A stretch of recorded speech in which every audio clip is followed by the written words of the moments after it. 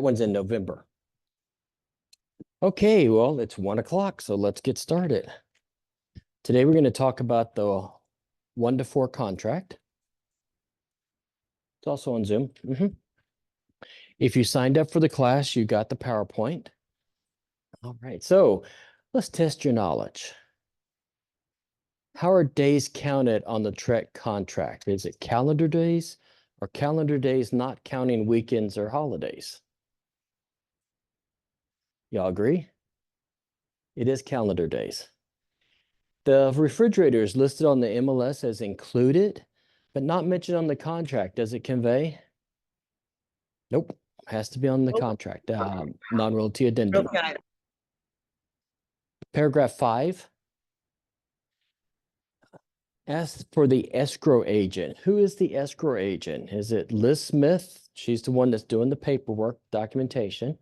Liz Smith, she is the person I used to review all closing forms and have the buyer sign. Liz Smith, somewhere title, or is it somewhere title? Somewhere title. Escrow agent is a defined term, and it is the entity or person, which is rare, that holds the escrow money for the completion of a contract. Very rarely is it going to be a person's name unless you're closing with a lawyer. So Liz Smith would be the escrow officer. If the contract is executed on Thursday, when is the earnest money and option fee due? Sunday, Saturday, Monday, or Tuesday?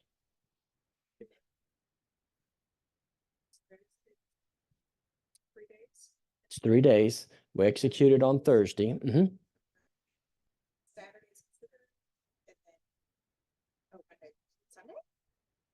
It'd be due on Monday. Because yes, if the third day falls on a holiday or a weekend, the next business day. So you would be right, it'd be Monday. Which contract is to be used for a triplex? The commercial property improved because this allows it to be rented. The TXR multiple units contract or the TXR 1-to-4 contract? It just means 3 things. One, right? Yeah. 1-to-4. It's C. There is no such thing as a multiple unit contract. It's the 1-to-4 because it's 1 unit up to 4 units. And I need to update that because it's not TXR, it's TREC. Paragraph 22, addendums. Check all that apply. MUD, yes, no.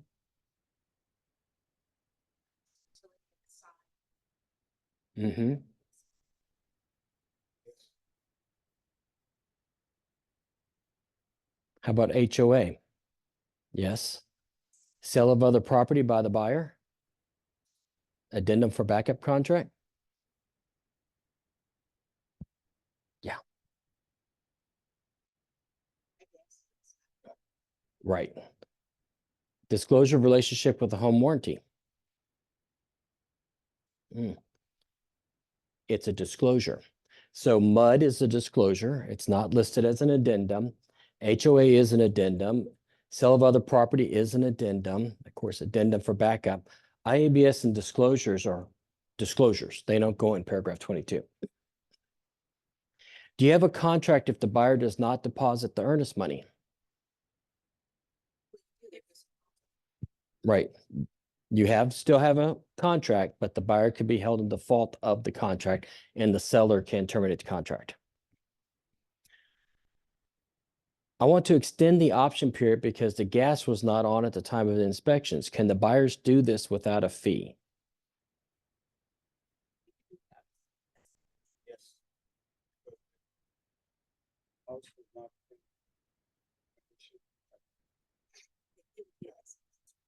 No, you have to have consideration for an option fee. That's per the state of Texas, because the option fee is only the exclusive right to back out of the contract. The seller could be in default for not having the gas on, but if they want to extend it, they need to pay for it. And it has to be paid at the time you do the amendment. What is required before you have intermediary? Listing agreement, buyer's rep agreement, intermediary relationship notice with the offer, intermediary relationship notice signed, or A, B, and D. Right, you have to have a signed listing agreement. You have to have a signed buyer's rep. The intermediate relationship notice must be signed prior to any negotiations. There's a Trek complaint that they were found guilty last month because the intermediary went over attached to the offer. No, you must have permission prior to any negotiations. The seller has a Bigfoot statue and a bird bath in their yard. Do they convey? Fix the problem. Yes, it can be more. If it's wrote in the contract. If it's not wrote in the contract. Jocelyn? It's in the yard's landscaping. I think it's just-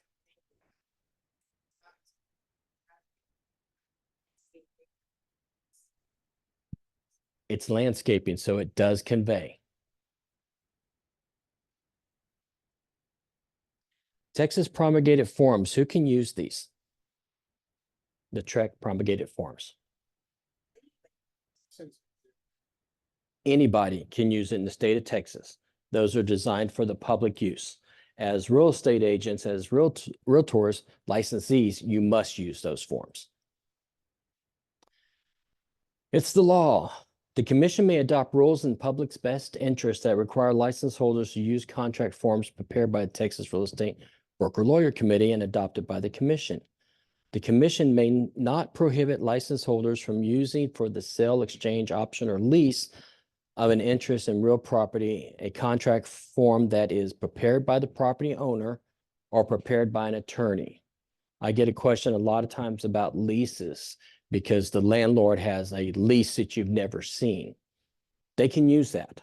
Okay? And Trek does not have a promulgated lease. All your lease forms that you see are Texas Association of Realtors. So you must be a realtor to use that exact form. New construction. Probably 9 out of 10 times they have a builder's contract. It's perfectly fine for them to use those. And once in a while, you'll get a contract. I've seen them from relocation companies. It's perfectly fine to use that, but we cannot give any advice on it, any guidance at all, because it's not a promulgated form. We're not lawyers. Grounds for suspension or revocation of your license. The commission may suspend or revoke a license issued in the chapter or take disciplinary actions authorized by this chapter if the license holder fails to use a contract form required by the commission under section 1101.155. The commission may suspend, revoke a license issued under this chapter or take other disciplinary actions authorized by this chapter if the license holders, while engaged in a real estate brokerage, acts negligently or incompetently. I put that on there because we've got new forms that are coming out, new promulgated forms. Right now, until October 6th, it's in the public comment phase. When the broker lawyer makes the changes and everything that they want, they send them to the commission. The commission looks over it and says, okay, we like these so far. So they send them out for the public to look at them for 30 days. And you can make comments on that time. You can make positive comments, or I would like to see this. I made a comment this time on the 1-to-4 contract to add the non-realty addendum to paragraph 22. And I also made some comments on some other forms that I really liked them. Broker Lawyer Committee will look at every single comment, and literally every single comment. At the last meeting on their agenda, they had pages and pages of comments. So they all look at them and they take them into consideration. There's been a couple of forms after the 30-day public comment, they pulled them. We're not going to make those changes yet. When they change, which will probably be, they meet in November. If they don't make any changes to the forms, then they'll approve them. And I would imagine January or February, they'll be for mandatory use. At that point, you're going to have to be really careful that you're using the most recent edition. And it's our responsibility, whether we're the listing broker or the buying broker, So the buying broker may send you a form that's revised. At that point, we need to recognize it and send it back. Seller's disclosure was updated last year. I haven't seen any of those recently, but when they first changed, there was a lot of times we got the old one and had to send it back. Dot loop will automatically have them. Yeah, when they get them, they send them out to Dotloop, DocuSign, Zip forms, and then they get them uploaded. And they have them uploaded before, well, they always have them uploaded on the day. Zip forms, I mean, DocuSign is usually the first one to get them uploaded because from the time they put them out, you can use them by choice until X date, and then it's mandatory after that date. If you have an executed contract before then, you don't have to update it. 1 to 4 residential contract. What we're looking for in compliance, get it submitted, your listing within 3 days. Once you get a contract within 3 days, the option pending ending, or right away. When that option period ends, submit it for review. Gives us, there was one I looked at this morning that's closing this week on the seller's disclosure, which was done back in June. They put down that the security system was leased. And if I see that, I put a note on the seller's disclosure for the agent, security system leased, so you're aware of it. We get the contract, and in paragraph 4, it wasn't marked. So of course, it is non-compliant. On top of that, you have to go back. First, you're going to probably go to the seller and find out, is it truly leased? If it is, you need to find out if it's transferable, how much it's going to be, what's the transfer fees. Then you have to go back to that buyer and do that addendum 1954. If I'd gotten it within 3 days of it going under contract, I would have made that note and the agent could have been aware of it. Now they're jumping through hoops with less than 2 days, and it gives the buyer an option to exit the contract. All right, we're going to ask for the information about brokerage services, and you'll find with our checklist, I put them in the order you're most likely going to use those documents. And then I gave you the TREC or TAR number and the most recent revision. With the IABS, it's 11/2 of 2015. Broker Lawyer Committee, when they met a month ago, they talked about revising the IABS and adding a paragraph about brokers' commissions or negotiable and not set by law or anything. So we'll see if they add that. I think they make it easier every single time.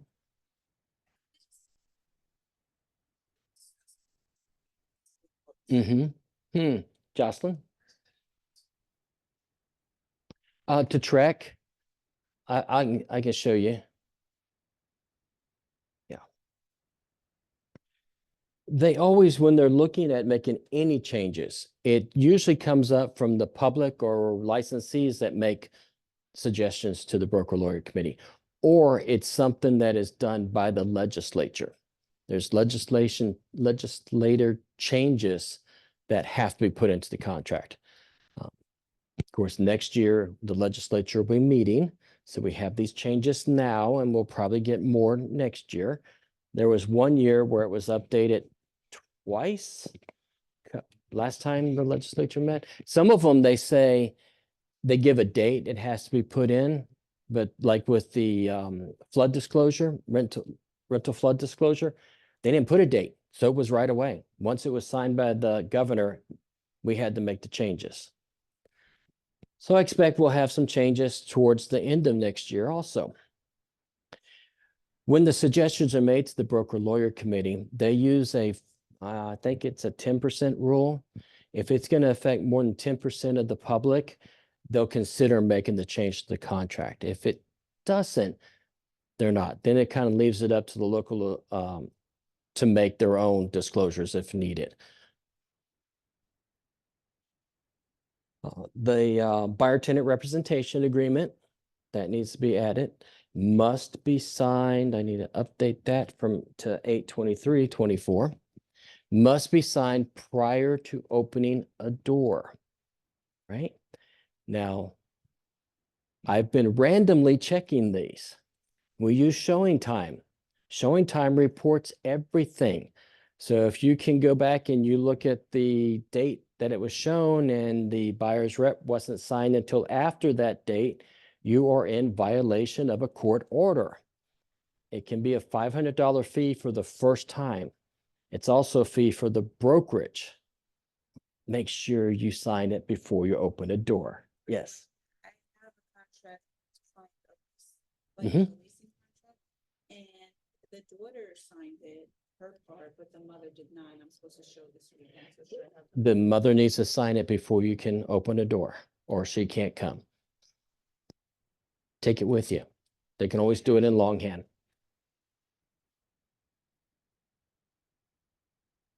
Showing smart. You're right, Michael. I keep forgetting that. All right. Seller's disclosure, unless it's exempt according to section 9. MLS pending status. You don't have to have your clients sign it. If you're the listing agent, it's probably best practice to get them to sign the MLS. And all you're doing with that case is giving it to that seller and say, hey, this is how I'm marketing your home. Will you look over it? Did I get everything that you want? Do I have the right, tile in this room and linoleum in that room? Just so they can say, yeah, you're marketing it the way I want it. And then the tax record, and make sure the tax record matches the person who's signing the contract. There is one today and it's totally different names, but the legal description's the same.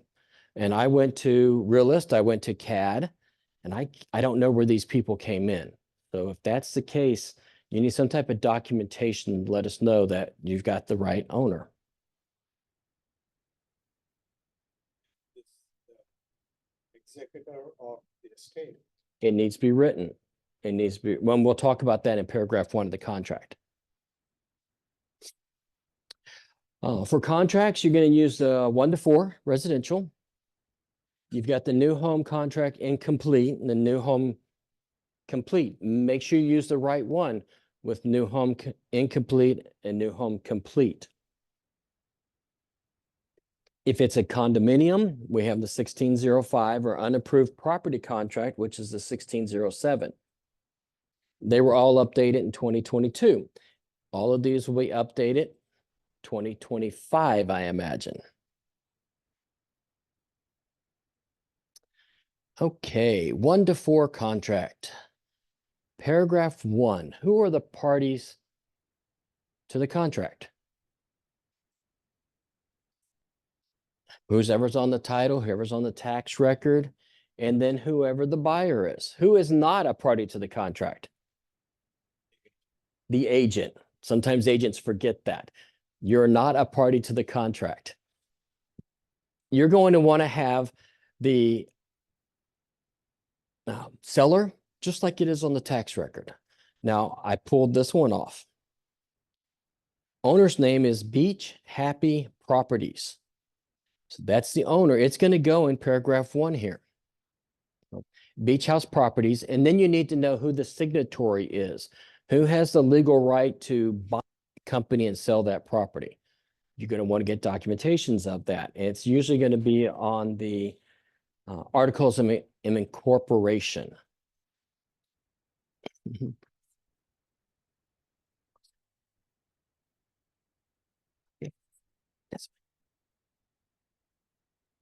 So it's going to be the tax record, Beach Happy Properties, signatory, whoever has the legal right. Get a copy of that. Make sure you upload it.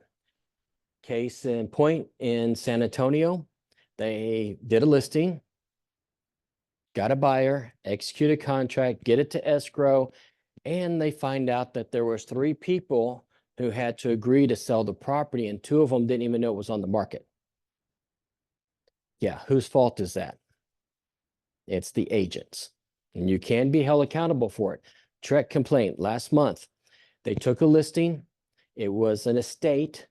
They never did the due diligence to find out who had the legal right to sell the property. It goes under contract. The heirs come walking out saying, wait, you don't have the legal right to sell my property. You don't have the legal right to market my property. The agent was found in default. They didn't do their due diligence. So you want to get through the probate, find out what's going on, get the affidavit of heirship. Now, like with my property, if you were listing this, you had put Mitchell W. Rainey Jr. and Dan DiDonato. Those are the legal owners of my property in Richmond. And then who are the buyers? Whoever, if you're the buyer's agent, whoever you're working with, you want the complete name as it appears on their ID. So if I'm using my driver's license, you're going to put Mitchell Wayne Rainey Jr. because that's what I've got on my driver's license or my passport. Complete legal names. Any questions about paragraph 1? Sorry, you said to find the signing authority, where would I go to? Letters of incorporation. Letters of incorporation, they're going to have to provide it to you if it's an LLC escort. There is, you have to go to the Secretary of State and look up that entity. All right, 2. The land improvements and accessories are collectively referred to as the property. So what's the legal description? Complete legal description. If it's a lot, block, and if it's longer, you're going to put it all on this other line here. Now, if it's too long, you can put see special provisions, paragraph 11. That paragraph is to complete another paragraph. And then you have to have the city and you must have the county. And then what is it known as? What's the street address? Okay. For this one, legal description is River Park West, Section 6, Block 1, Lot 12. So you would have Block 12, Lot whatever, River Park West, Section 6, the entire thing. This other one is Abstract 121 TNL, Section 1, Apartment 3009 building. You can see it's really long. There's no way it's going to fit in that paragraph 2. So this one you could just cut and paste it in paragraph 11. Yes, sir. In the case of a condo, Mm-hmm. legal description gives the door number as the one for the office of the condo complex. But the unit has a different. Right. Now with a condo contract's different. It's going to have the unit number and then the building, then the rest of it. So that's a little bit different from what you see on the 1-4. You can't hear me. No, there's a contract. Is that better? Oh, you didn't hear the question. He was asking about a condo.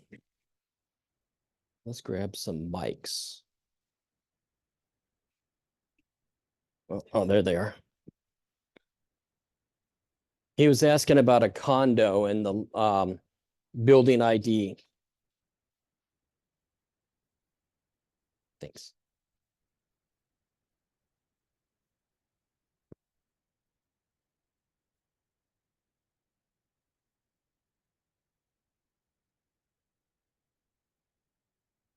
All right.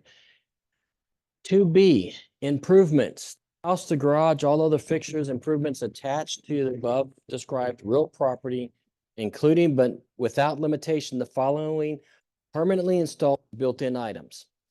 If you have to remove something to get to, or you're going to leave a hole in the property, it's an attachment. All equipment, appliances, balances, screens, where we've run into issues, ceiling fans. They will have a nice ceiling fan and they want to take it with them. They don't always tell you that in advance. Chandeliers, yeah. Attic fans. People have put in some nice solar ones and wanted to keep them. Mailbox television antennas. Mounts and brackets for televisions and speakers. So this TV is personal property. What attaches it to the building stays. Now, the speakers in here, they're totally built in. They would stay. Now, at my house, I've got brackets and then my speakers attached to them. My speakers would go. That'd be personal property. Water softener systems, kitchen equipment, garage door openers, cleaning equipment. This is going to be your Electrolux that's sitting in the closet. It's going to be the stuff that's attached to the house.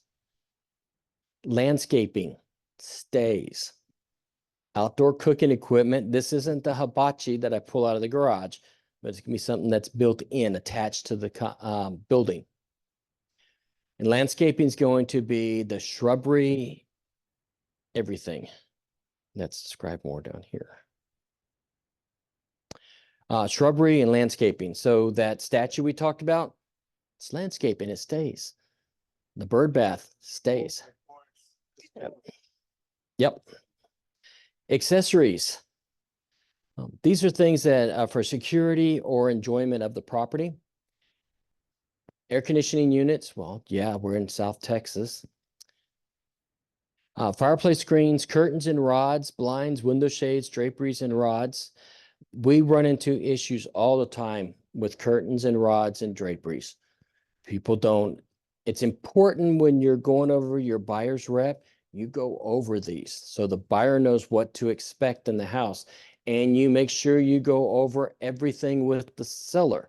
As you're walking through the home, if you see something that looks like, yeah, it looks like it's built in, I'm not sure, ask. Okay. Security systems that are not fixtures. So those cameras that you can plug in and put on your mantle, they stay part of the security system. And controls for garage doors, entry gates, and other improvements or accessories. Controls includes seller's transferable rights to the software and applications used to access and control improvements or accessories, and hardware used solely to control the improvements. I can turn my hot tub and my pool on from my phone. Okay, I can lock my doors from my phone. I can open up the garage from my phone. So when I sell my home, I'm going to have to give that buyer all that information, and then it's up to me to delete everything. Best practice. Well, if you're the listing agent, have your sellers write them all down and change the login and passwords. So they're all exactly the same. It makes it so much easier for me to give you one page. It says, here's what I'm giving you, and these are the login passwords. What is for? Yes. Yep. It's in the contract. And best practice to change those, because everybody uses a different login and password, right? Shake your head. No, because I know you don't. It's best practice to do it. Okay. Now, anything that's up in these two paragraphs, B and C, that the seller wants to keep, they can list them as an exclusion. You don't list personal property in exclusions. It's personal property. It doesn't stay. Like you said, best practice, though, remove it. If they want to keep that chandelier, take it down, pack it up, get it out of there. You're moving anyway. And what else is that going to do for your sellers? It's going to control the cost, because if you leave a chandelier in there and it's an exclusion, is that buyer going to say, go down to Home Depot, just find something and put it up? Or are they going to say, no, I want a gold crystal from this place chandelier to replace it? Yeah, so they're controlling the cost. List buyer's agents. Make sure if you have an exclusion, you put in there that it's supposed to be replaced. No place in the contract does that. We had a very upset buyer on, I want to say it was a $700,000 home. They took the chandeliers and there was just wires hanging from the ceiling when they did the walkthrough. Agent didn't ask for them to be replaced. They were excluded. Mm-hmm. Okay, so even though it's fixed property, because it's considered fixed, right? Yeah, but you can You can't exclude certain things. contracts. It was excluded. So it was in the contract. They had every right to take it, but they didn't have anything that said they had to replace it.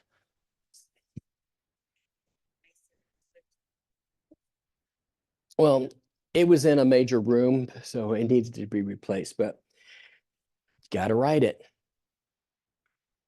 Okay. Check the MLS, check the attachments, and talk to the listing agent to find out if there's any exclusions. It's easier than having it come up later on. Yeah, please remember to use your microphones. Reservations. Any reservations for oil, gas, or other minerals, water, timber, and other interests is made in accordance with an attached addendum for those. Very, very rarely have I seen those just because of the area we live in. If you get out in the rural areas, you may have someplace that has minerals. You're going to make sure you do the addenda. Okay, paragraph 3. What are they going to pay for the house? So A, cash portion. Cash portion of the sales price does not include proceeds from borrowing of any kind or selling other real property except as disclosed in this contract. It's money they have in their pocket or underneath their mattress. It's not money I'm going to be borrowing from my parents. It's not hard money because there's somebody else involved. B is financing. How much are they going to finance on this property? Is it going to be third-party financing, loan assumption, or seller's financing addendum? We are seeing more seller financing addendas this year than I've seen in years. And then C is the total sales price. So be sure that A plus B equals C. Be sure you're putting a comma and not a period. You don't want a $500,000 home become a $5,000 home because you messed up the comma and period. Yes, ma'am. Hello. Okay. So I have a question. I ran into an issue with the cash portion. So they said that they were going to put down $10,000, but then when they were getting to the final approval, that $10,000, for some reason, the lender came back and said, we don't know where this money is coming from, so we can't accept it. Yeah. So it stopped. Mhm. Is there anything we can do to prevent that? If they're saying that they're going to put down that much, asking your buyers, do you have the money in the bank? How long has it been there? So it has to be seasoned, and I would be talking to your lender. How long does it have? I don't want to lie to you about that one, so we'll talk to a lender. And if they've gotten the pre-approval, doing that buyer's approval, they should be checking that and making sure that they have the money. What about if those two things don't match? So they got the pre-approval with a $5,000 cash, Mhm. but they want to put 10,000 down. That's fine. That's fine. Okay, so we're yeah. not going to be concerned about. No, if they someone- change that, the only time we're gonna be concerned if it goes down, like Okay. the sales price. Okay, With the third-party financing, like it says, they do a conventional loan and then they change to FHA. They cannot use the third-party financing to get out of the contract because it didn't approve for FHA. They have to use whatever's in there. It gets confusing. A plus B has to equal C. Okay, paragraph 4, leases. Except disclosed in this contract, seller is not aware of any leases affecting the property. After the effective date, seller may not, without buyer's written consent, create a new lease. If there is a tenant on the property, in the property, when you're going under contract, you need to do the residential lease addendum. Even if they tell you they're moving out on September 30th and we're not closing until November 1st. What if they don't move out? You want that if there's somebody in when you're executing the contract. Okay, B is fixture leases. And C is your natural resource leases. Now, I gave you a snippet of the seller's disclosure, section 2. Satellite dish and controls. If they have a yes, is it owned or leased? Security system, owned or leased. Solar panels, owned or leased. And water softeners, owned or leased, and any other items. Check the seller's disclosure. I sent one back because it had security system leased. Again, it's closing this week because nobody checked it. And the sellers have told you that they're leasing the security system. And then you're going to attach the 1954 for that or 1953. Any questions? All right, paragraph 5. Earnest money. What is earnest money?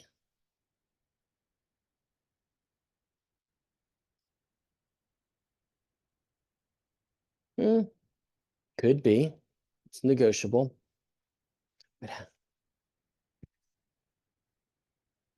Yeah. It's showing skin in the game. Use the mic.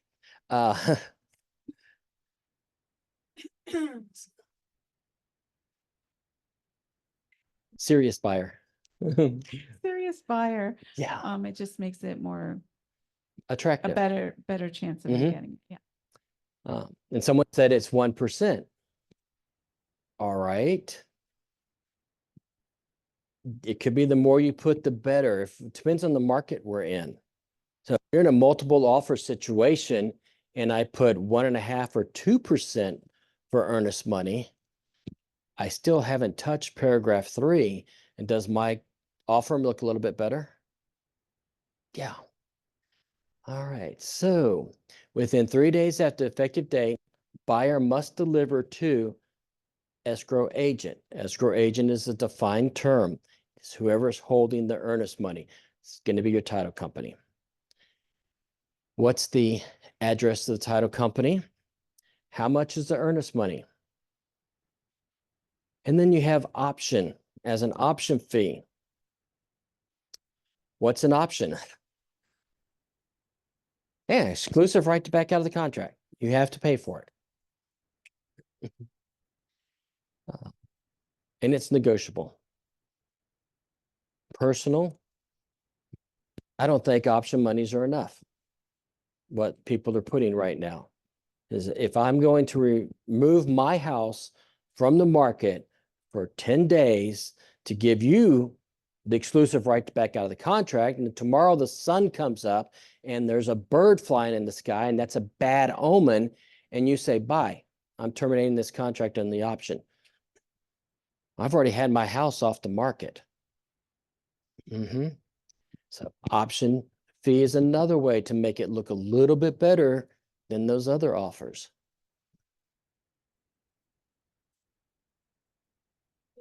Use your mic, please.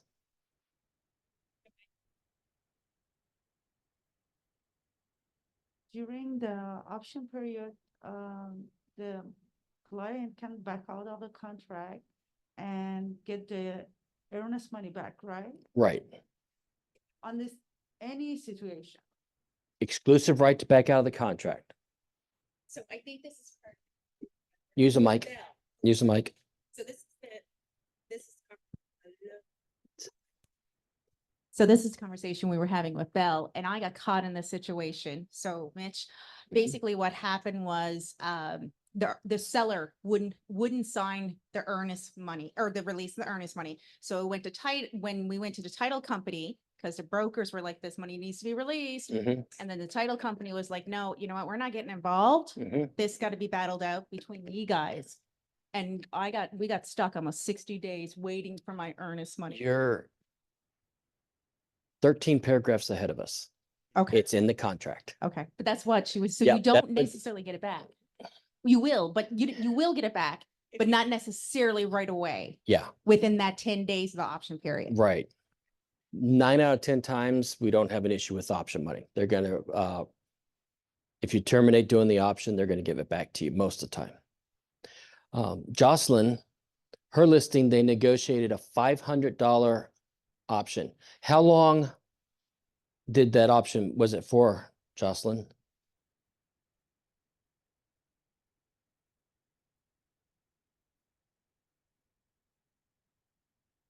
Sorry, it is a 10-day option period, which is a little bit longer than we originally wanted, but it's my clients were okay with it. They actually at first were telling me like, no, it's fine. Like the 250, I think was the original option. And they're like, no, it's fine. And I was like, no, it's not fine. Here's why. Yeah. I mean, buyer's agent's gonna want to get it as low as they can. Listing agents, think about the fiduciary to your sellers. They're gonna take it off the market. All right, these can be paid directly to title and they can be paid in one check or they can do two. 9 out of 10 times lately, it's been wired. And then number one, buyer shall deliver additional earnest money of blank to escrow agent within how many days? Why would anyone want to do a more earnest money? Yes. Use mic.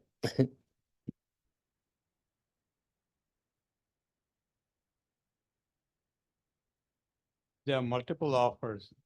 Yep. Multiple offers. And it makes it look, again, serious. I'm putting a little more skin in the game. Whenever I've seen it happen, most of the time for a number of days, they're going to do 1 day past the option period. So you get through the option period and then they're saying, we'll add additional earnest money. So serious. Then you have 3 days. The last day to deliver the earnest money, option fee, or additional earnest money falls on a Saturday, Sunday, or legal holiday. The time to deliver earnest money is, we talked about that earlier. So let's say you execute on Saturday and Monday's a holiday. When would the option money and earnest money be due? Execute it Saturday. Wednesday. Wednesday?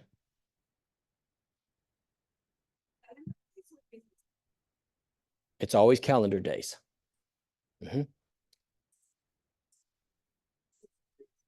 Tuesday.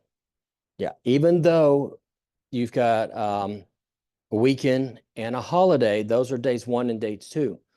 Day 3 is Tuesday. So you still count them. It's only if it falls on the 3rd day. Now, when the escrow agent receives the monies, let's say it's 1,500 combined, but the buyer only sends 1,000.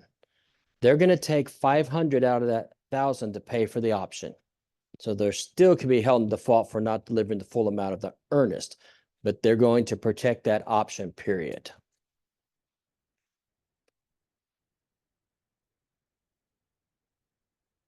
How does that work for, I guess, the seller? Yeah. Use the mic.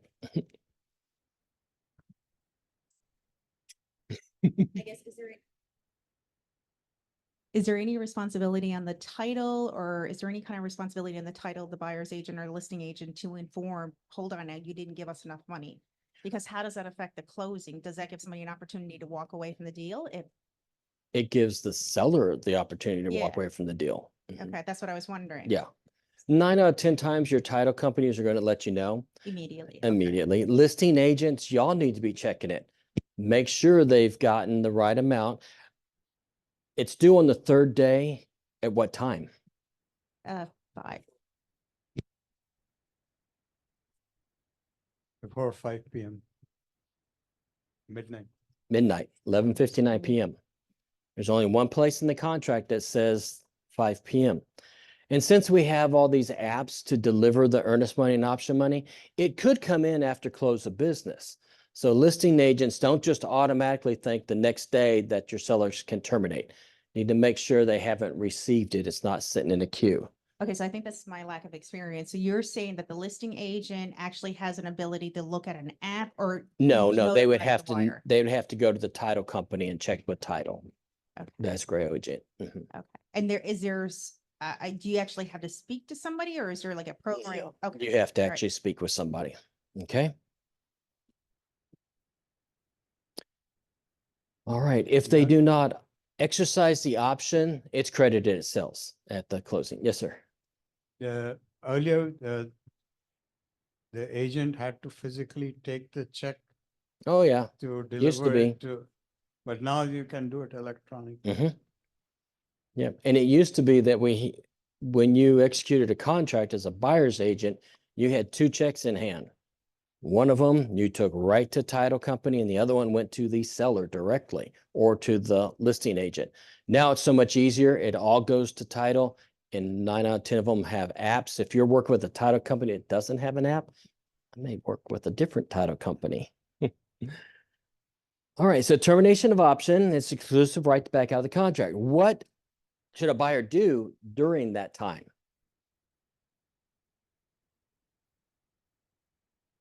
Get the inspection done.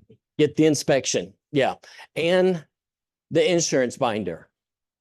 Has anyone looked at the news today? No? Next week, the Gulf will be be under a tropical watch. If a storm enters into the Gulf, there's a certain latitude that they will not write insurance. So get that binder right away. You know what's going on. Depending on where the property is, and I've told this before, I had a contract on a property down in Brazoria County. This side of the street, fine, no problems. This side of the street, which we were on, had to have wind insurance. I know there's a line, but I didn't know, I'd never seen the street that it's on. And because of that, it was still insurable, but it was more than what my clients wanted to spend. So because they were still in the option, they were able to terminate and buy something on the north side of the street. Use the mic. Use the mic. Mike. During the option period, the buyer should do inspection and what, insurance? What? Insurance. Oh. Yeah. Do as much as your due diligence during that time. And you do the inspection as quick as possible so you have time to negotiate for repairs. Just because you're out of option doesn't mean you can't negotiate. So also for the insurance, if the insurance company says that this house had so many claims, possibility they could back out. Not if it's insurable. And if they're under their option, Sure. if they're under their Oh. option, yeah, they could back out. You know, they're going to pull a clue report, which shows all the claims or calls that they've had on that property. Doing the option, they can back out. After the option, if it's insurable, yeah, they're done. If there is a contractor's lien, which the seller is not aware of, for instance, it's a homeowners association, Mhm. where got some work done for the whole area, and the contractor didn't get paid. Yeah. They put a lien on Mhm. the property, but the seller doesn't know about it. That's probably not going to be discovered during the option period. It will be discovered when they get the title. And then you have the paragraph 6D objections. We'll get to that. Okay. Just, it might be a different paragraph. What happened if you got approved on a certain loan that required to be like a PITI, like you were Mhm. approved on that, and this created your insurance to be way too high to meet that monthly payment. So therefore the new buyers didn't qualify and you didn't find any of, do you find this out at the end? Totally different. That's going to be third-party financing. Sorry, maybe it's a very simple question, but I don't know, how can I get the insurance report for this specific property? You have to talk to an insurance agent. So Oh. you're going to refer your buyers. If they don't have one, you're going to give them choices. It's their responsibility to take care of that. You're going to get that from an insurance agent. Yeah, you have to be an insurance agent to pull the clue report.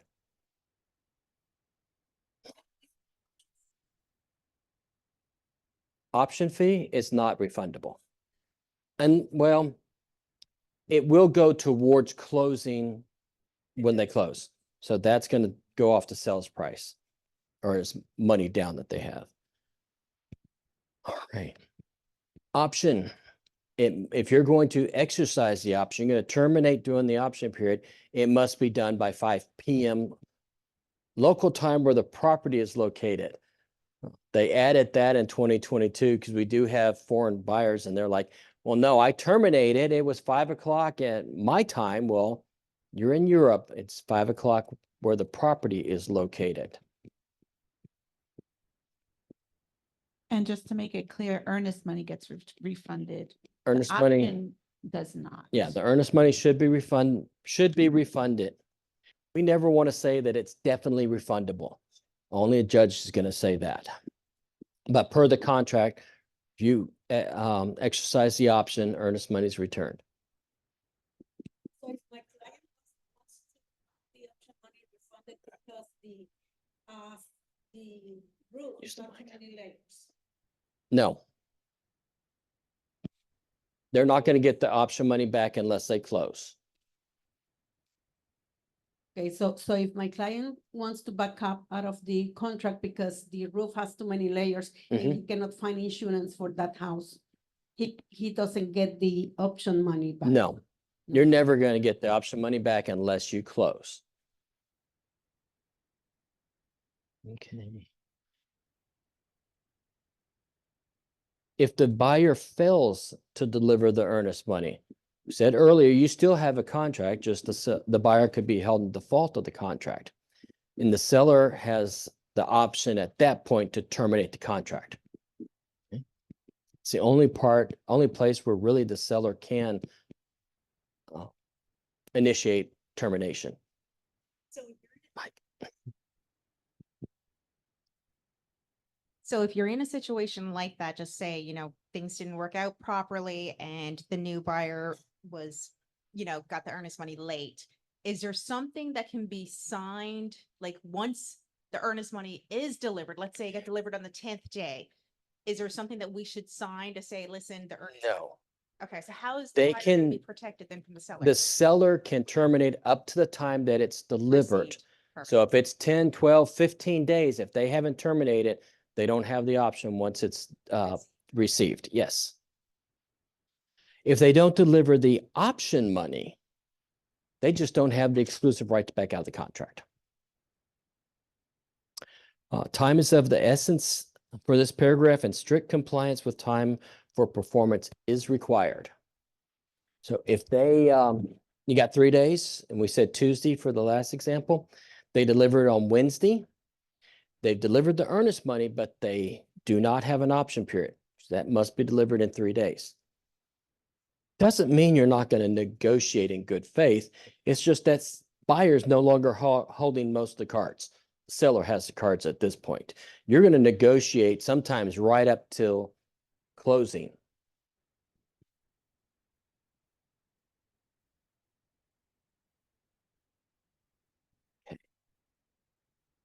Paragraph 6, title policy.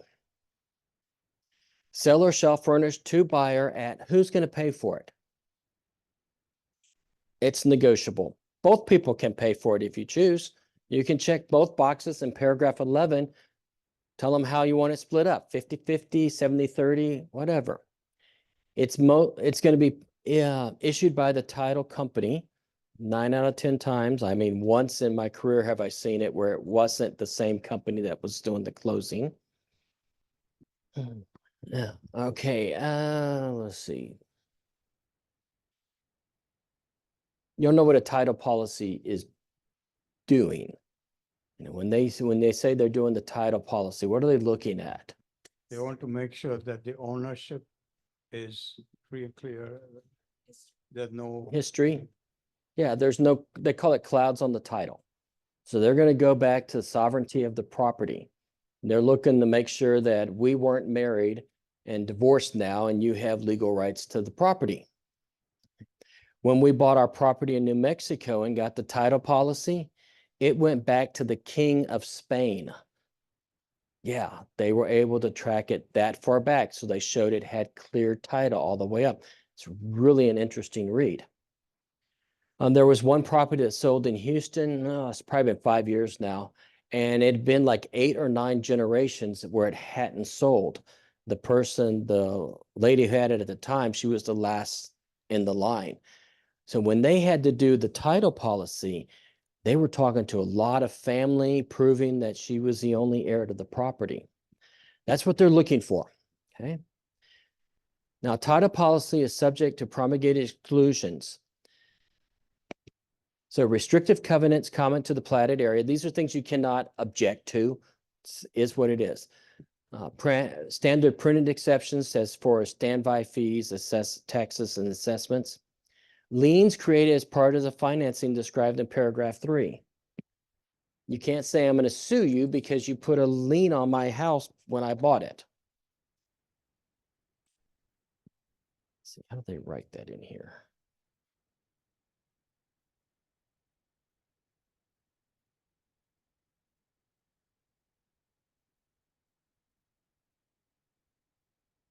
A lien is saying, yeah. Mhm. With one, title and insurance company will not sue the property owner association. It's what it is. They're not going to sue the taxing authorities. They're not going to sue the mortgage company for putting a lien on the house. They will not sue utility companies to remove easements. They will not sue or remove other deed restrictions. They will not sue your spouse to remove his or her claim under the community property laws. They will not sue Mother Nature if she takes away part of the property. Okay. That's what those exceptions are for. Like, it is what it is, you're going to accept it. Okay, now number 8 is standard printed exceptions. As to discrepancies, conflicts, shortages of area boundaries, lines, encroachments, protrusions, or overlapping improvements. You can choose to, easy way, get a rider. Add a rider to the title for those. Now it's either it will not be amended or deleted, or it will be. And if it is, who's going to pay for it? It's 10% of the title policy premium. It's very nominal amount. And it protects the buyer and it protects the seller also. So if there's anything overlapping, title's going to defend it. Yes, it has to be purchased. Now, if there's a property, land, rural land, it's done by meets and bounds, it won't be very accurate. So how do you test the accuracy of? You get a survey. Do you always recommend the extra insurance? I would. If I bought my own property, I would definitely want it. It's such a small amount for the protection it's going to give that homeowner. Can the seller purchase? Yep. But then can the buyer purchase that extra insurance? Yes. Okay, so you can do 2. All right. Yeah. Yeah. Seller could be paying for the title policy and buyer's going to pay for the rider. It protects against claims over boundary lines, encroachments, hanging over your property line.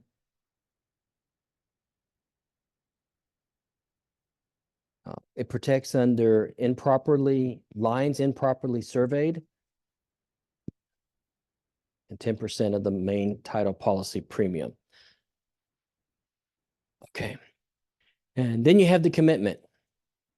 Within 20 days after the title company receives a copy of the contract, seller shall furnish to buyer a commitment for title. If you go, I would say 7 to 10 days without a title policy, there's something wrong. So they're trying to figure out something. Now, if they don't get it to you within 20 days, they get an extra 15 days. Can you explain what soft title is? I hear the word and I kind of know what it is, but is there a document that says, oh, here's a soft title? I have never seen a document that said soft title. So it's more. Yeah. It looks pretty good, but we're still doing some background. Okay.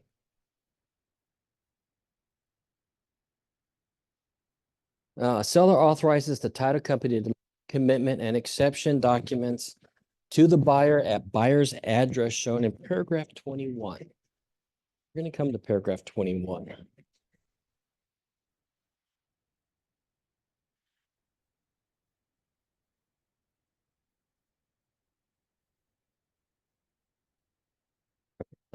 lost my track. Survey. Who's going to pay for the survey? Are they going to get a new survey? A new survey. It's negotiable. We recommend everybody gets a new survey. Okay. And that just, it protects the buyer and it protects the seller also. So the seller's going to give you their survey and they're going to say it's true and correct. If that buyer finds out it's not true and correct, they're going back to that surveyor and the surveyor is going to say, I never did a survey for you. I did it for the Smiths. They're not going to stand behind it. Now, if you're getting the survey from the seller, definitely get the exceptions. Do that in the beginning, Do what in the the beginning? survey, Oh, like while doing the inspections? Not necessarily, because you still have an out with the survey when it comes in. And Cool. it's real hard to get a survey in 10 days, less than 10 days.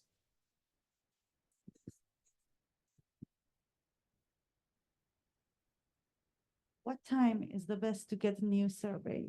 We recommend on here, well, for you, if you're choosing number one, where the seller is going to furnish their existing survey and the T-47, that's the affidavit. And the affidavit must be notarized. So on there, I would put 1 or 2 days because they're going to give you the one they already have and they have to give you a T-47 to go with it. If they don't provide the survey and the T-47 within, let's say, 2 days, then the buyer gets a new survey and seller pays for it. So if you're the buyer's agent and you haven't received it, you're calling the title company and say, we haven't received this, please order a new survey. Seller's expense. Okay. Now, if they provide the survey and the title company says, we're not going to accept that survey, and understand recently that they're really watching copyrighted. So if it's a copyrighted survey, the title company may not accept it. And then it's whatever's down here. Who's going to pay for the new survey? It's negotiable. Either buyer or seller is going to pay for it no later than 3 days prior to closing. Within Possibly. seller wants to get a new survey. If the buyer wants a new survey, oh, we always recommend the buyer get a new survey. Good new survey. I wouldn't take it. Honestly, I would talk to my buyers and tell them the reasons why they would like a new survey. And then you negotiate who's going to pay for it. We still check number 2. You're going to check number 2. Couldn't hear you. Speak louder. I'm sorry. So what do we do like in this case? We bought a property and we went with the survey that the previous owner had. Mhm. And after we went and made another construction, we went and got a form survey and it came out that the size was shorter than what it was in the survey and advertised on everywhere. Did they purchase the shortages of area? I think so. You get what you pay for. Buyer beware, I'm sorry. Yeah. That's why we want a new one. Then the buyer has that new one. Sometimes it is going to be off, that things happen. Oh. So number 2, 14 to 21 days, and the buyer's going to pay for the new survey. Number 3, 14, 21 days, and the seller's going to pay for it. Look at what you're offering in paragraph 3. You're coming in with a strong offer, maybe you ask the seller to pay for a few things. If you come in and want a lower offer, don't nickel and dime your sellers. What's the most important to that buyer? We recommend a new survey. They may want the one. Listing agents, look at the survey. Make sure first it's their survey and it's not copyrighted and it doesn't have for this transaction only. Most surveyors now are copyrighting their work. So you can't pass it on, you can't use it. Right. This is the first paragraph that there's some proposed changes. What they've changed is the T47 affidavit or the T47.1 declaration. The T47.1 was done by the state, and it does not have to be notarized.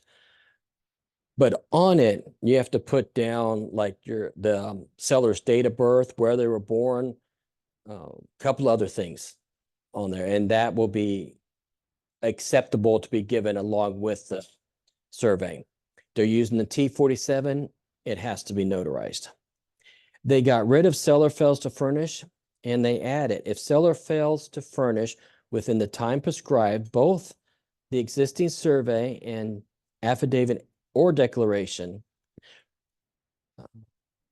if the title company or buyer's lender does not accept the existing survey or affidavit or declaration, who's going to pay for it? And then they're proposed to add on number 2, the buyer is responsible for getting that survey. What they're adding is if buyer fails to obtain the survey, buyer may not terminate the contract under paragraph 2B of the third-party financing addendum because the survey was not obtained. Now, if you don't get it, you can't use an excuse to get out of the contract.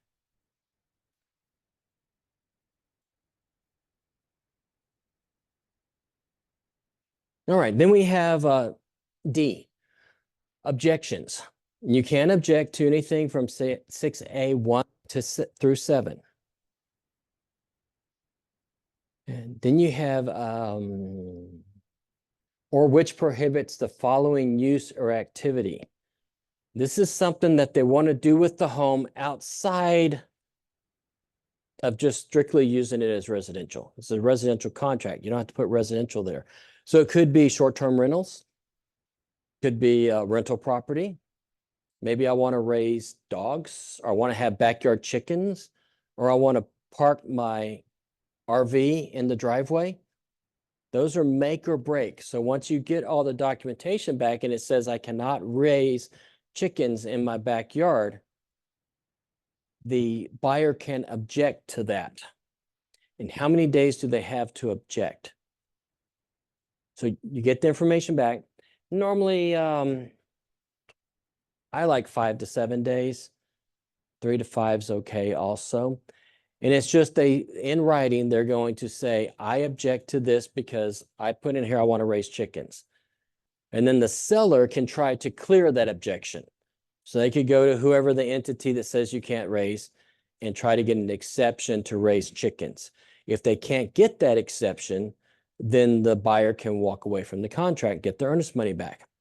If they are able to get the objection cured, then the buyer has 5 more days to check it out, make sure they actually got it correctly. Use a mic.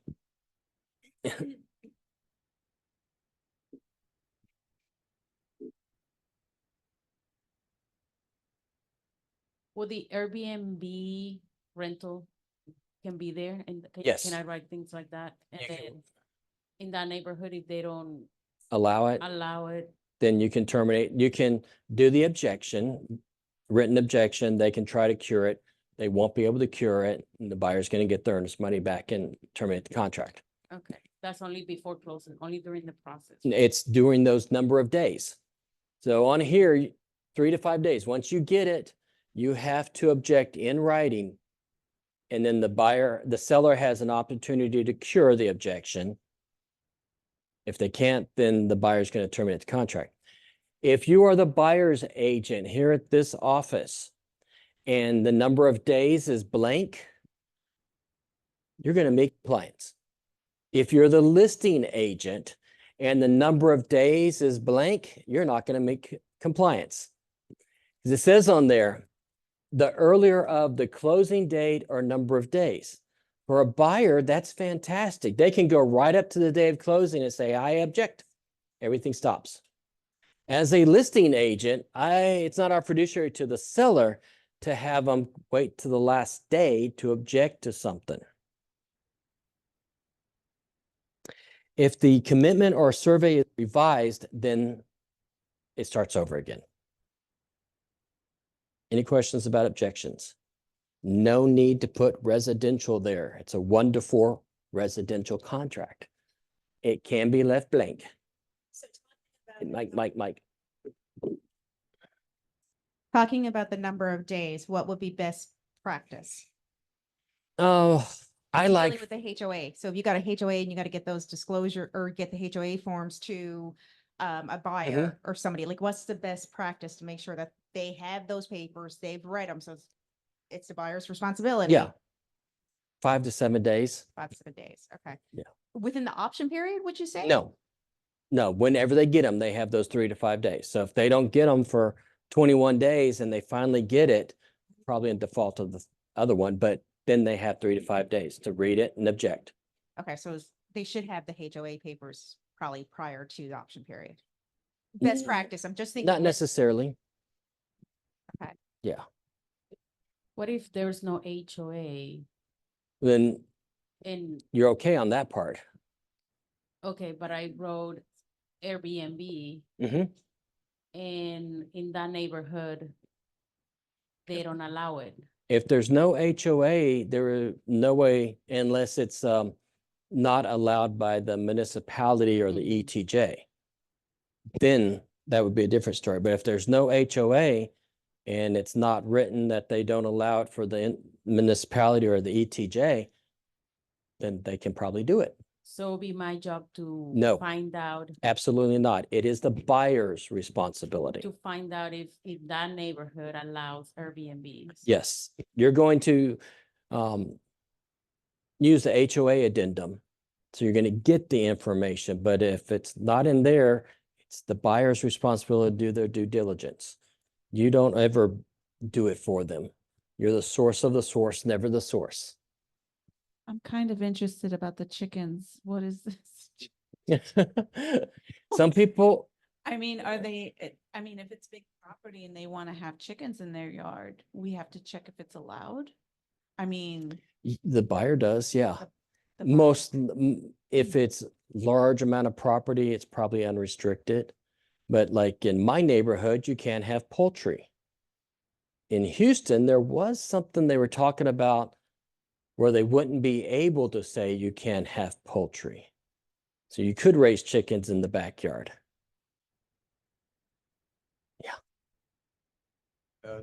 There was some instances where within Houston, they found some houses where they were growing marijuana and having Mhm. like a processing thing Yeah. going on. So, how do we find out if does, when you do that? You're type of probably thing? not going to find out. Well, I think the only time you'd find out is from the neighbors. Mhm. Yeah, yes. What if it's investment use? Do I still not need to put the investment use? No, what are they going to use? How are they going to use that investment property? To rent it out? Yeah, just- Then I would put rental property on there. Mhm. And if the buyer doesn't actually disclose it, like, a great big F-350. Then they can't object to it.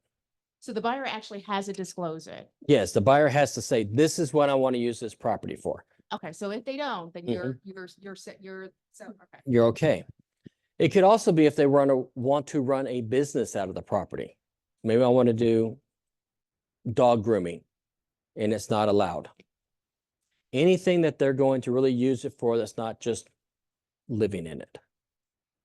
As a realtor, if I put a sign on my door, can the homeowners association put a restriction They can, that it's treated as a business, like? they can. It's up to the HOA. There's no blanket yes or no. All right. E, title notices, abstract of title. Broker advises buyer to have an abstract title covering the property examined by an attorney. Title company's got an attorney, they're going to write it all up. Buyer may want to have it looked at by their own attorney. All right, is it in an HOA? Yes or no? Mandatory HOA. If it is, Then if the buyer wants to get the information, then you want to do the addenda for mandatory membership in a property owners association. Best practice, you better get that information. Too often I see on the form, number 4, buyer does not require it. If you have a listing agent that's filling that form out and put it on the MLS, you don't have to use it. If we see it here, I'm going to be giving you a call. What are you hiding? It is an addenda to a contract. The first of this year, we represented the buyer. They chose not to get any of the documentation because the seller had put it on the MLS and said that you had to use it. Well, first of the year, they find out that the HOA is in a lawsuit. And if the HOA is in a lawsuit, then the homeowner is in a lawsuit, and it wasn't disclosed. But they didn't get the information either. If he'd gotten it, he would have found out that, hey, I'm walking into a ready-made lawsuit. Maybe I don't want to do that. So it's the sellers. So is the listing agent's responsibility to make sure that the HOA papers are there? So if you place them Well- on the MLS, I mean, the buyer's agent can receive them. Mhm. So where does the onus lie? Whatever's on the addenda for the HOA. Whatever's on the addenda. Yeah, Okay. because the addenda tells you whose responsibility is it for getting that information. All right. Now, under the property code, section 207.003, the property code, those documents are going to be the restrictions, the rules of the HOA. It's going to be a resale certificate, and the resale certificate is going to tell you what the regular assessment is, if there's any special assessments and what the schedule is for special assessments. It's going to tell you if there's any lawsuits pending against HOA, which means it's pending against you. It's going to tell you what the capital expenses are. It's going to tell you what the standby fees are. You want to, that's information that I would want to know if I'm a buyer, right? Yeah. With the resale certificate, they're usually going to do a drive-by to make sure there's no violations on the property. They're also going to look back to see if there's uncured violations that homeowner may have had. We had one several years ago. The buyer came in. There was a stump in the front yard. It was against the HOA. So the HOA sent them a letter saying, you need to remove that stump. Well, it was a big stump. They had to get a tree company to come out and grind it up to the tune of $500 to $600. But they said they didn't want the information. So important to get the information. I had purchased a townhome and the entrance had a rug on it. And under the rug was all cracked. So I assumed that the HOA or the homeowners was responsible for that, but they're not. They're not. And I didn't know until after the purchase. Not that it will kill me, but that's something, you have to know what does it cover on the outside. Each HOA is different and what they Yep. cover, definitely. Definitely. Doesn't the inspector have to get this disclosed? An inspector is not going to usually move things. Now, the seller Even probably the knew rug. about it and didn't disclose it. And I think that the inspector didn't really thoroughly do the outside because it's an HOA and they probably assumed that it was covered. Part of it. Yeah. Yeah. In those patio homes, you see, a lot of times the HOA takes care of the front of it, landscaping, painting, roof, everything. But you want to know that. You don't want to get someone moving into a patio home expecting it and find out, no, they mow the yard once a quarter. They do mow and they're responsible for roof and siding, except for the patio and the back patio. So There's a small subdivision, like maybe 40 houses in Sugar Land, and you are not allowed to work in your front yard in shorts and a tank top. Because of the people that live there. The person I knew that lived there was a retired 4-star. So that's the type of neighborhood he wants. So if you're gonna move in there, you're gonna agree to that. So I look good in a bikini mowing the grass, so I wouldn't move in there. But those are things I want to know before I move in and find out, wait a minute, I can't do that. Very important. Yes, it's very important to know if there's a lawsuit or if there's health that they've been notified by the Department of Health that, hey, this is going on, like a subdivision in Fulshire that had listeria in the pool area. Yeah. What about if the water is, if it's groundwater and there's like salt content in the water? You're probably not gonna get that from the HOA. So you have to get another inspection done? If that is something they're interested in, if it's using a well, then you probably want to get a well inspection or water testing. Yes, How do you know if there's a lawsuit against an HOA? you get the HOA information. That's from, that's. in That's there? gonna be in there. That's why the buyer should definitely be getting that information. As a listing agent, you can request that information early, so you have it all available. You don't, do you have a disclosure? So if you request. So Oh, I'm a listing agent, So my interest is my. yeah, Property. So if I find out all this information on, they're in a lawsuit because of. it's a material fact. Yep. I would upload it onto the MLS, and then on that addendum, we have a whole class on addendas. There's a place on there where it says that they've received the information. Do they want an updated resale certificate? Then they just get the resale certificate. Yes, Mike?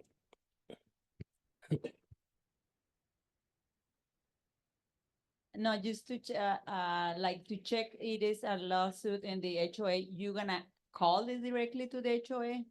You can call, but if you want it officially, you have to do a request for it. Okay? All right. So you can request the resale certificate. And you can get a resale certificate if there is lawsuits or anything. It's going to tell you all of that on the resale certificate. Yeah. That's going to be the best thing, but I'm also going to want to know the deed restrictions, everything else that goes along with it. Okay.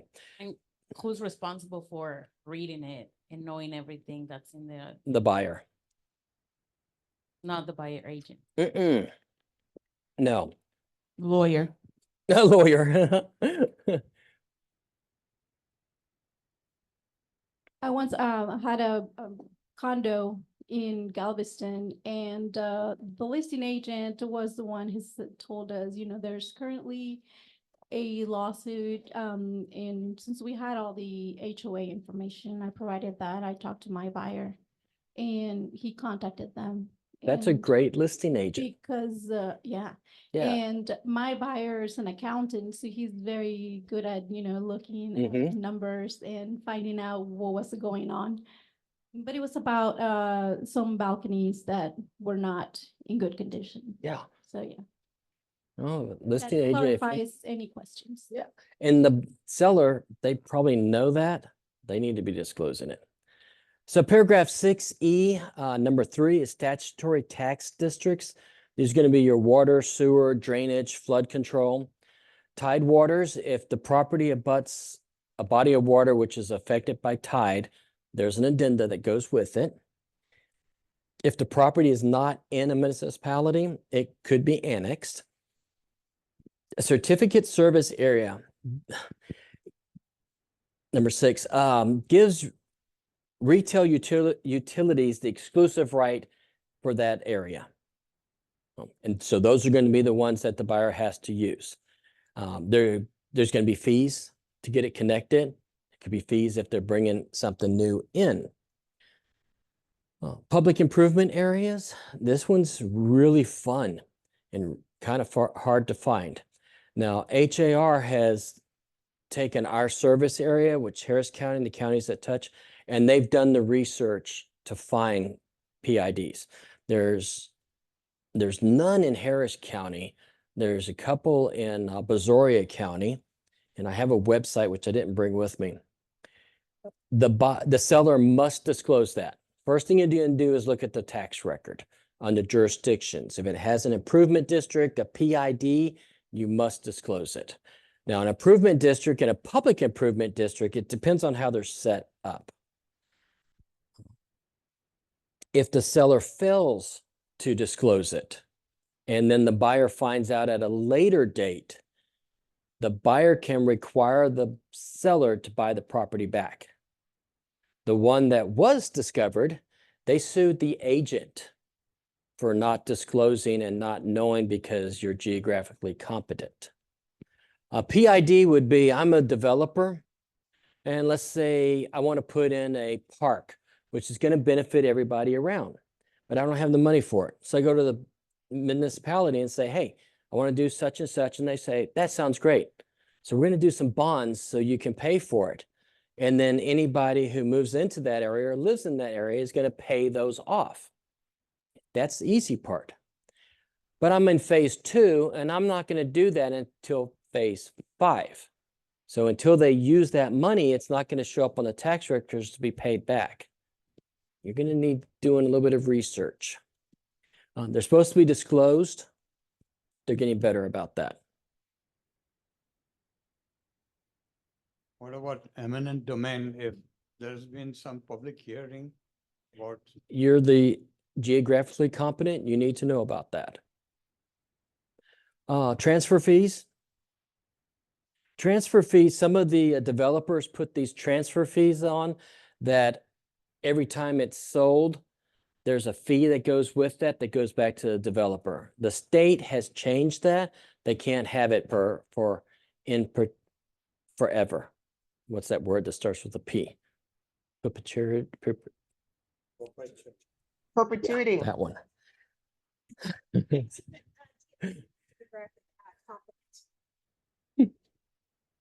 Being confident in your area, does Keller Williams have a checklist of things that you should go over? Is there a checklist in the dot loop? There's not a checklist for being geographically competent. And I mean that because of just the situation you're talking about, having to do the extra research for somebody who's not familiar with the area, because I'm, Mhm. so you're saying there's, okay. We talk about it, broker responsibility. You're going to want to know what's going on locally, nationally, and statewide. Okay. Talk to your title companies. You can talk to your CAD. Go to TxDOT to see what's going on with the roads and the permitting for the county. Yeah. Okay. Yeah, so all of those are things you can do research on. Okay, propane gas system service area. Now, this is not that silver thing that sits outside the house, the truck comes and fills up every month. This is when they have a big thing someplace else, or they have a company outside that's piping propane gas into the homes. It's like 4 or 5 of them in the state. The only one is up north of us. I can't for the life of me remember where it is, but it's not the tank. It's actually, they're piping it in. Notice of water level fluctuation. Now, what is it? Lake Travis, it's down. It's way down. We've got 2 seasons in the state of Texas, flood and drought. Okay. The last time we had a big drought, all these people who had bought property up there, all of a sudden they're looking out their back door and they're seeing old cars, they're seeing dead trees, their boats sitting on dry land. They got all upset over it and they sued. So the state added this. So if it is a body of water which has 500 acre feet of water, it may go up and down. What? There's only one lake, natural lake in the state of Texas. Everything else is man-made.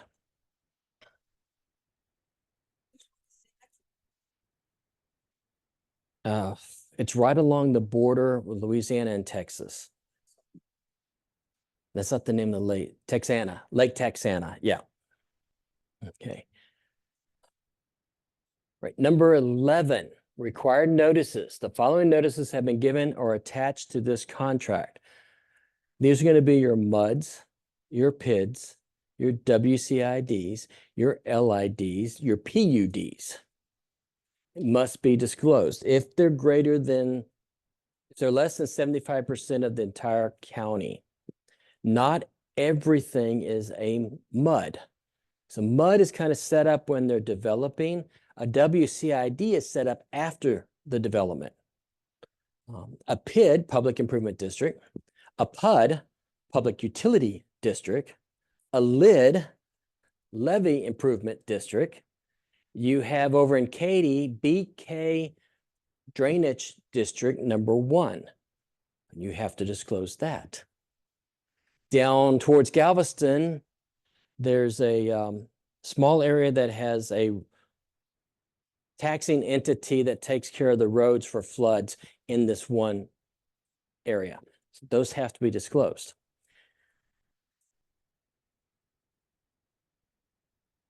Could you please explain more about MUD? Because I see some of properties is in a MUD.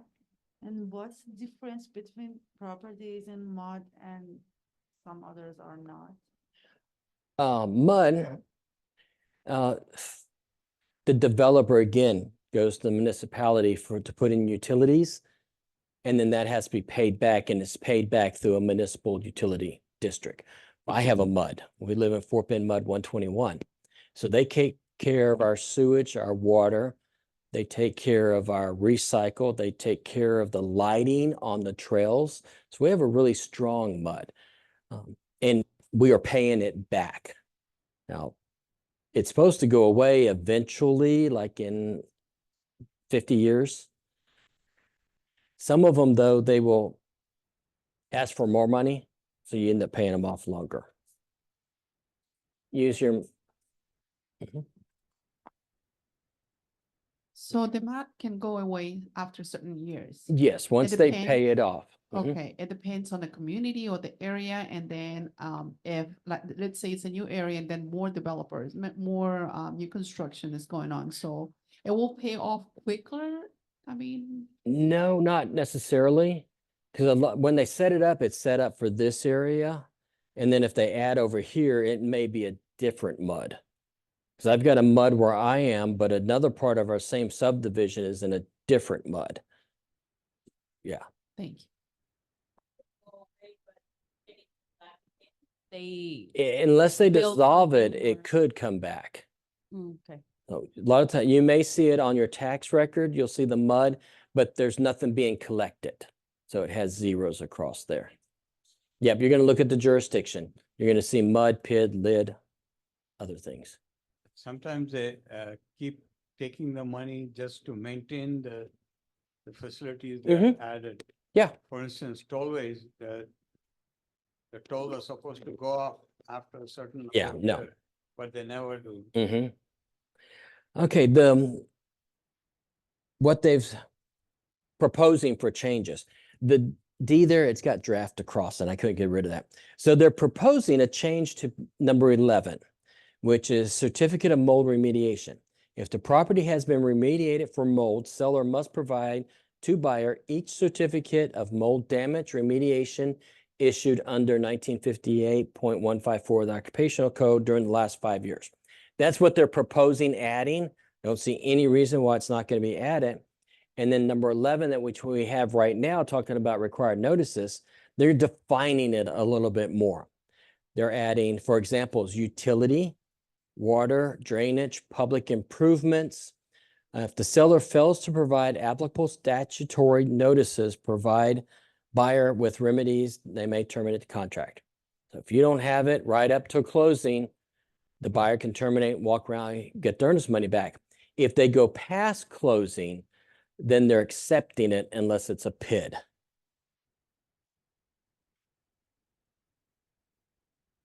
Okay, go ahead. Sorry, you said mold is gonna be part of the? Yes, Oh, okay. number because 11. Originally, it wasn't. It has not. Yeah. That's a new right. one. Property condition. How is property sold in the state of Texas? With money? No, not all the time. We had one sell with Bitcoin. Yep. Property is sold in the state of Texas as is. Way it is when you make the offer is the way you're going to get it. Now, number 7A, access and inspections and utilities. Seller shall permit buyer at buyer's agent's access to the property at reasonable times. Buyer may have the property inspected by inspectors selected by buyer and licensed by TREC or otherwise permitted by law to make inspections. Hydrostatic testing must be in a separate written authorization. Seller's expense shall immediately cause existing utilities to be turned on and shall keep the utilities on during the time it is in effect. Does the seller have to have utilities on during the showing, marketing period? Not legally. Yeah, most God, it's best practice to have it turned on, and it helps you around to get it turned on when you're under contract. On this paragraph, does anything in there say that the earnest money and option money must be deposited? No. So don't let these listing agents tell you that you can't schedule inspections until they've deposited the earnest money. They're putting their seller at possible default of the contract. And you will get them. We had one just a couple of weeks ago, the listing agent saying, no, you haven't done they haven't deposited the earnest money. You can't do inspections. Well, look at paragraph 7A. They can schedule them the very next morning. So can you explain that? So you're saying that an agent who refused inspection. Because they haven't got the earnest money yet. I mean, as long as they accept the contract, it's executed, then Yeah. we can schedule. Seller inspections shall right permit away. buyer at buyer and buyer's agent access to property. Okay, so what if the listing agent or the seller has all utilities off? It is their You make it- responsibility to get turned on. The sellers, yes. In that case, if I'm showing the property, and I know that the utilities aren't on, I'm probably going to ask for a much longer option period. Mhm, okay. Give the seller the opportunity to get those turned on. So ask for the longer option period to make sure the seller has the utilities turned on. On the buyer's side, that's obviously the advantage in a way, is it? To have a longer option? It is. It's always on the buyer's side to get the. You are, but you know they're not on, so you're probably gonna have to pay for the inspector to come back. Yeah. All right, B, seller's disclosure notice pursuant to 5.008 Texas Property Code. Has the buyer received the notice? If they've received it, number one, best practice, get it before you go under contract. Okay. Best practice, listing agents, get it and put it on the MLS. Now, MLS is not considered delivery, so I would do something to confirm they received it. When do they not have to provide? Well, let's go number 2 here. Buyers not received the notice within 1 or 2 days after effective date of this contract, seller shall deliver the notice to the buyer. If buyer does not receive the notice, buyer may terminate this contract at any time prior to closing and earnest money will be refunded. If seller delivers the notice, buyer may terminate this contract for any reason within 7 days after they received the notice. That's kind of sounds like a unpaid for option period. And all right. I have agents that say, well, that sounds like it's really favorable for the buyer because once they get it, they could terminate the contract. What happens if there's something on the seller's disclosure and that buyer says, I would have never put $500 down for an option period if I had known that? I had a buyer who would not purchase a property if the roof was more than 7 years old. So if it wasn't on the MLS, I was calling that listing agent to ask for the seller's disclosure before I would schedule a showing on the property. 3, the seller is not required to furnish the notice in the Texas Property Code. When is a seller doesn't have to provide a seller's disclosure? New construction, never lived in. Foreclosed, a bank owned. No, auction, they have to do it.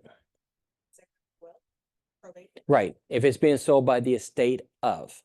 Yeah, if I've passed away and you inherited my property, then you have to provide it because it's not being sold by the estate of now, you're the owner. They've got to give it. They've got to give it. How about for someone who is an investor and flips the property? They have to give it. Yep.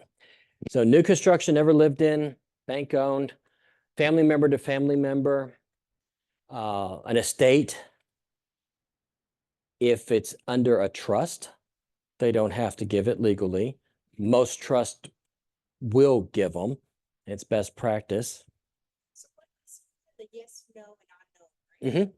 So what happens if it's a flip or a relocation and you just see all these unknowns? Then the buyer can still initial it because all they're saying is they've received it. But the seller's at huge risk. Because they say, oh, well, I sent one back. I've only sent one seller's disclosure back. We were the listing side and it had unknown over everything. Well, I looked at the pictures and it had bathrooms, but the seller had said they didn't know if it had plumbing.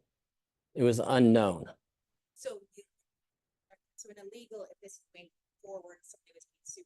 Okay. Yeah, the sellers, You obviously didn't answer. you obviously didn't answer this honestly. Our fiduciary is to that seller, and it's up to the seller whether or not they're going to do it.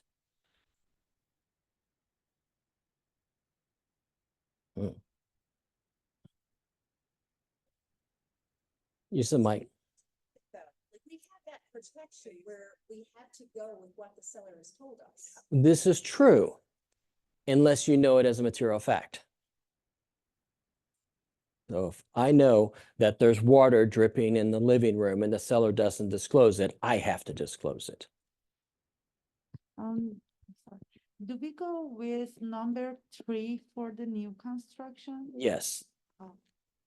And it's not going to be on this contract anyway. Yes, if it's a material fact that you're aware of, even if the seller doesn't disclose it, you have to disclose it. If you bring something back and say, hey, when we were talking, you told me such and such. On here, you put that it's unknown. I have to disclose it. Use your mic. Mike. If I'm listing a company for a relocate, or if I'm listing a house for a relocation company or a flipper, how do I disclose the stuff I know? If I walk into a house, I know there's plumbing if I turn on the water. So how is? I wouldn't worry about that. It's a material fact, but it's something everyone would see. It'd be more like if there was a crack on the porch. And even though the seller has said all unknowns. Just, Yeah, we had an incident where the buyers found out that there had been a death on the property. Okay, they found out later on it was not caused by the property, so they legally didn't have to disclose it. But when you Google the property, 2 young boys, like 10, 11, had died in the pool. Yeah, when the buyers found that out, they wanted out of the contract. And they got a lawyer, and they said that does stigmatize the house, and it should have been disclosed. The sellers were great. They gave them the earnest money back. They gave them the option money back, and they let them out of the contract. But if there's something like that I know, who else is going to say something about it? And the neighbors. Yeah. So if I Google a property and I find that out, I'm going to ask my seller, when this question comes up, and it will, how do you want me to answer? Then you use the TXR 1412 for that. All right, if the house was built before 1978, you must do the lead-based paint disclosure. If you are on our agents only, you'll see I put a post today, paragraph E, I believe, of the lead-based paint. where we are acknowledging, that's the only form that we're going to sign as part of the contract. We're acknowledging that what they're giving them is true. We're acknowledging that we let the seller know that they have to give the pamphlet. And I see all too often where the buyer has not gotten the pamphlet. Guess what? It's our responsibility to give it. Best practice, when you send the lead-based paint disclosure over, attach the pamphlet. Acceptance of the property. As is means in its present condition of the property with any and all defects without warranty except for the warranties in this title in the contract. Okay.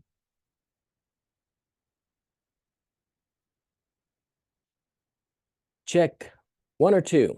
1, buyer accepts the property as is. I've walked through it. This is how I'll accept it as it is. 2, buyer accepts the property as is, provided seller at seller's expense shall complete the following specific repairs or treatments. Be very specific. You cannot put based on the inspections. It's something that I see or something I want.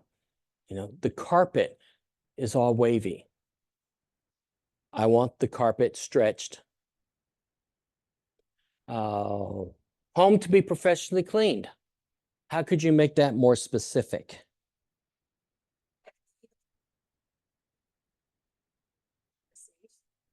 Receipts in there. How about home to be professionally cleaned 24 hours before walkthrough? Prior to walkthrough.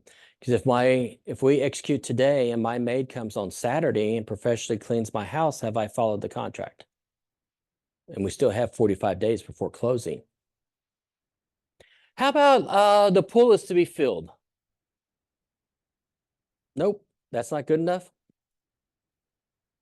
No, but that's something the buyer's asking for. If they agree to it, they do. So if we put it down here, number 2.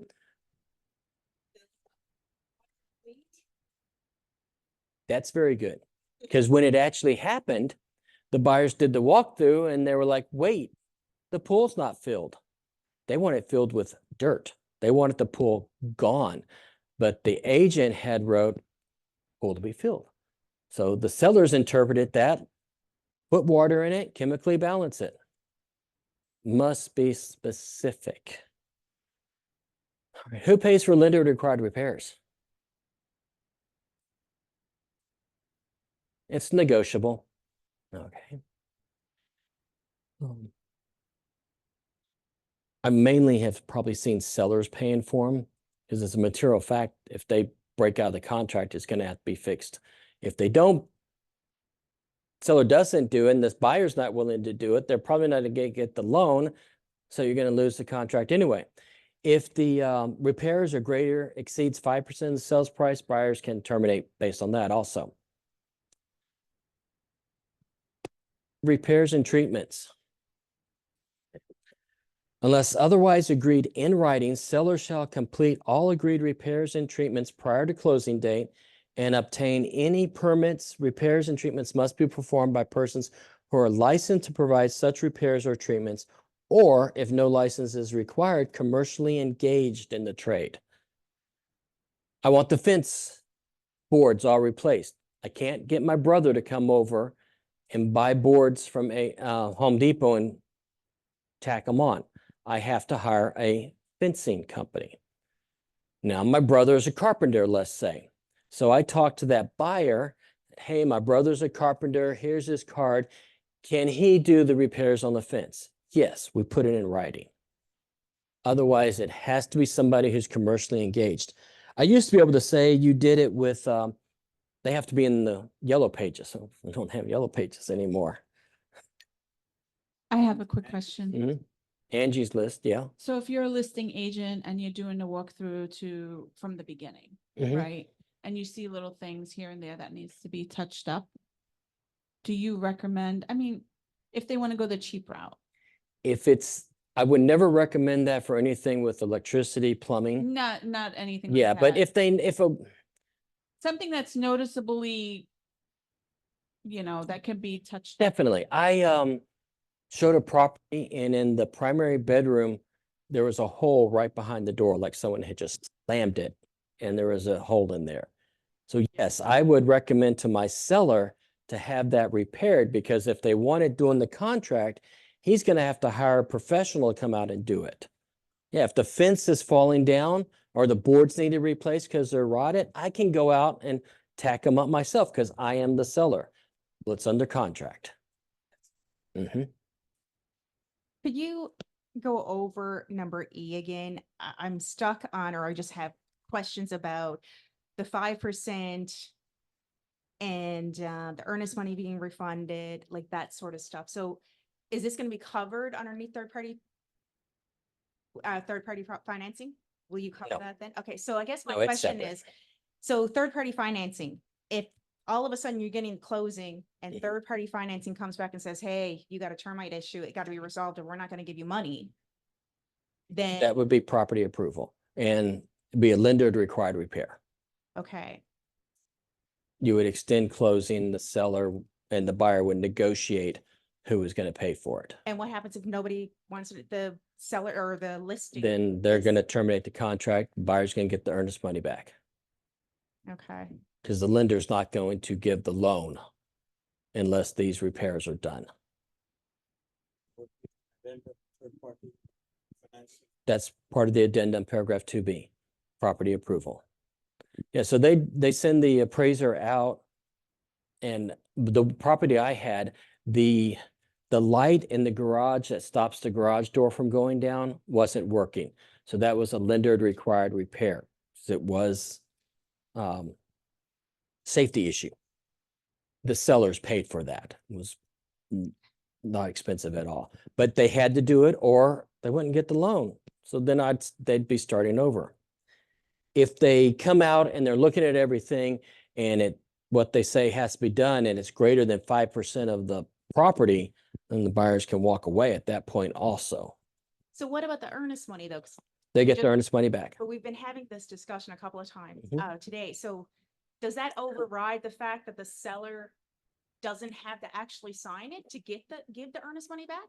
Because to get They're the gonna earnest money, sign you need to the- have the 4. And if the property owner says, I'm not signing it because this is foolishness, I've never had termites, this is made up, blah, blah, blah, blah, I'm Then- not signing it. What happens then? Paragraph 18. Okay, perfect. In this part, you wrote, be very specific. Is it good to write something here, or is better after acceptance of the offer, we can negotiate about some? Yes, and it's something you see, okay? The fence falling out. It's not a huge deal, but it makes it so I can have my dachshunds in the backyard without them getting free. I don't want to negotiate that for repairs. I want to save that negotiation for the repairs for the roof, the AC, the heating, something major. But it's something that I'm not going to be able to enjoy that property until it's done.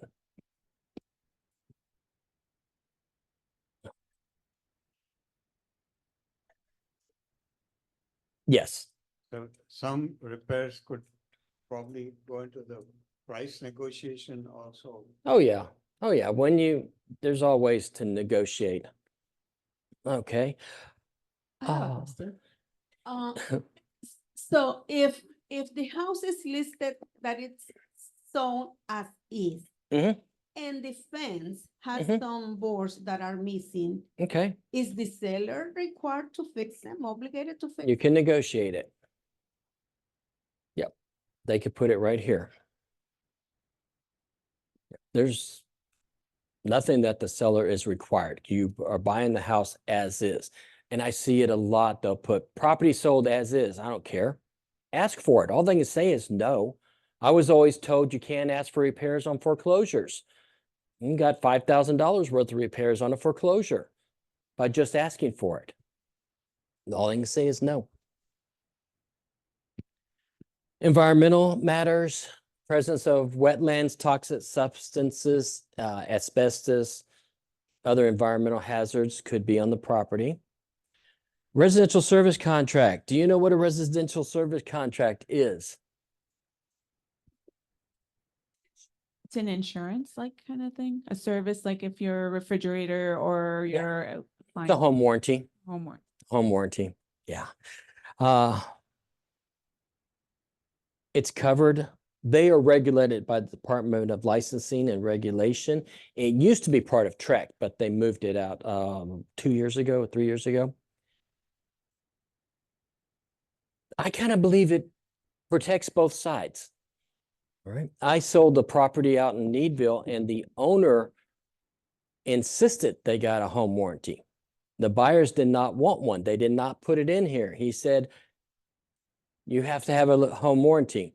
And he paid for it with a check at closing and told the buyers, I don't care if you never use it. But they were, I'm going to say kids, but that's just because I'm a little bit older, probably in their mid-20s, and they'd always lived downtown. They're moving the rural property that had a septic system.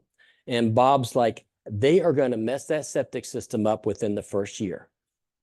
You know, he knew they would do that, so he paid for that outside of closing for them. Whether or not they used it, they had it. It was that. So it really protect him.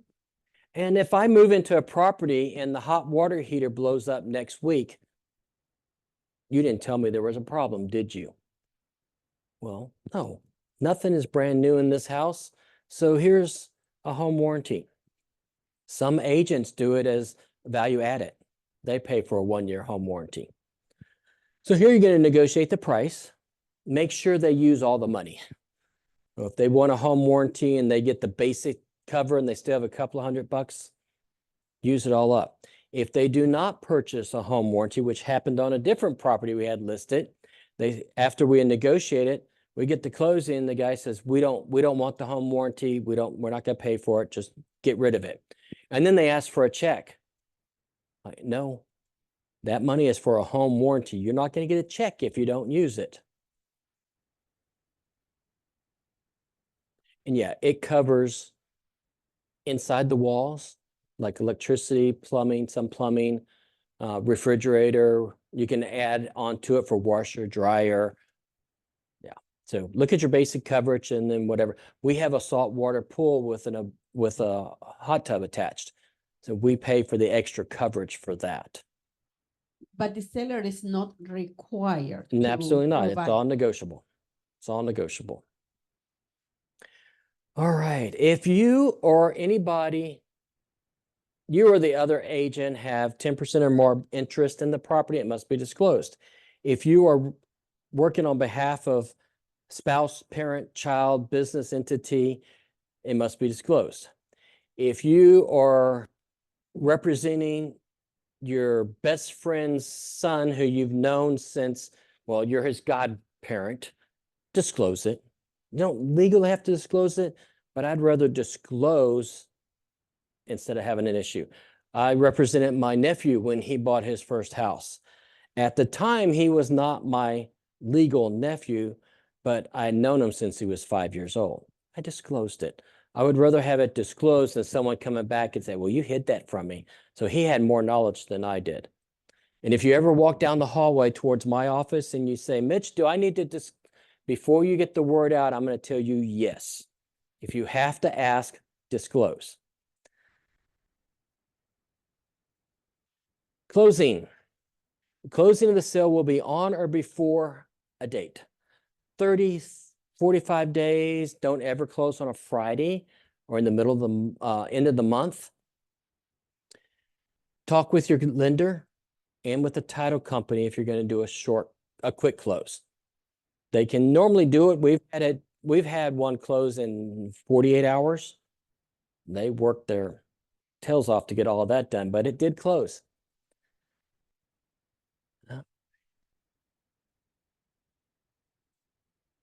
At closing, seller shall execute and deliver a general warranty deed. Buyer and seller shall pay sales price in good funds. Let them know they can't bring cash. There will be no liens or assessments on the property. Any private transfer fees are the obligation of the seller unless provided otherwise in this contract. You can always close early. If you have to close later, though, you must do an amendment to the contract. I had a question on the relatives So if I'm representing my brother-in-law, do I have to Yes, disclose it? Because it says spouse, parent, child. I know what it says, disclose. Okay. You asked if you needed to disclose, you disclose. If you have a question about it, disclose it. Disclose it. All right. How long does it take for purchasing a property in cash? This closing, number one, I Right. didn't know. If you're closing in cash, Yeah. like I said, we closed one in 2 days.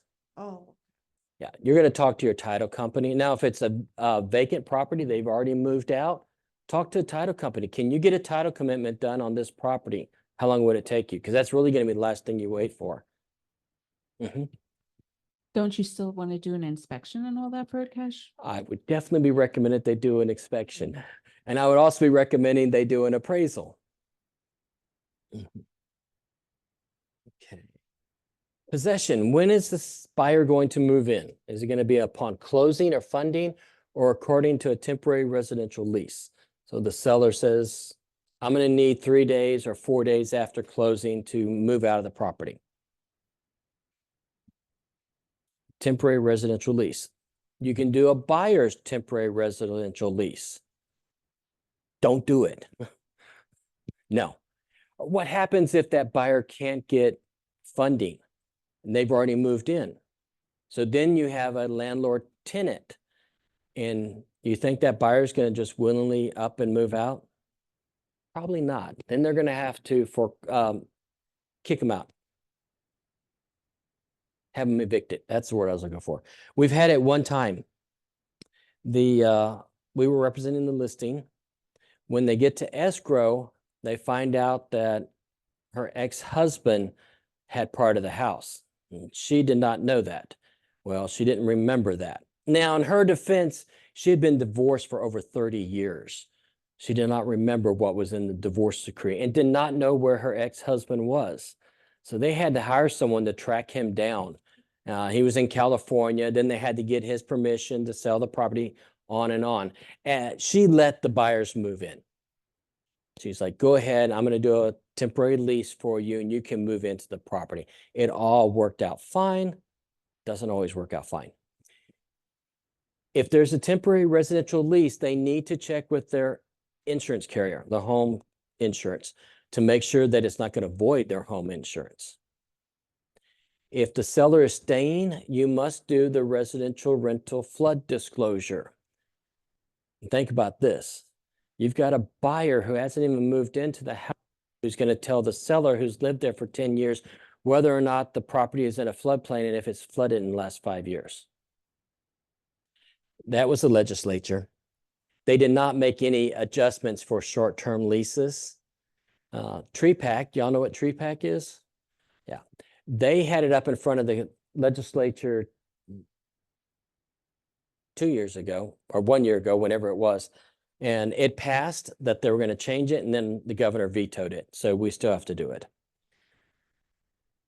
All right. And it talks about smart devices. I really wish this paragraph had been moved up. It means the device that connects to the internet to enable remote use, monitoring, or management of the property. Items identified in the non-realty items addenda. Items in fixture lease assigned to the buyer at time. Okay, that's when we talk about they have to deliver the access codes and everything to them. Special provisions. What can you put in special provisions? We've got anything and nothing. Put material facts. You can put informational item is a statement that completes a blank in the contract form.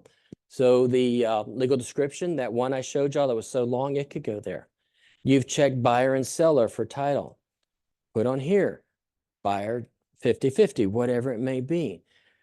You cannot practice law. So you can't write anything that is if this, then that. Anything that takes away the rights of either party. I've seen it written and I've gotten quick phone calls. Earnest money is non-refundable. Earnest money is defined. It is refundable. You can't change that by writing it. The primaries can. So the buyer or the seller could write something in here. Best practice, you have an email from them, date it, everything, and you can transcribe it exactly. Or what I prefer is attach it to the contract and then get everyone to initial and sign it. Then there's no question, it was not written by Mitch. It was written by Mr. Smith, the seller. So is it considered as an addendum? It would be an addendum. Yeah. If you're wanting to write anything in there, check with your coach, the broker, myself, Hubert. Settlement and other expenses. Following expenses must be paid at or prior to closing. Now, this is the buyer asking the seller to pay part of their closing cost. How much are they asking for? There's certain amounts that, according to the loan, whether or not they will be able to pay it. Do you see a lot of sellers paying closing costs? Yeah, I see a fair amount of them paying closing costs. But it really make sure it depends on what you're offering. Don't lowball them and ask for $12,000 towards closing cost. And this is closing costs. So if they don't use all the closing costs, seller keeps it. Buyer's not getting it. Okay, proposal. Settlement. Seller shall pay the following expenses. And then it lists them. Brokerage fees that seller has agreed to pay and other expenses payable to the seller. The following amount to be applied to brokerage fees that buyer has agreed to pay, a flat fee or a percentage of the sales price. They've added that to paragraph 12.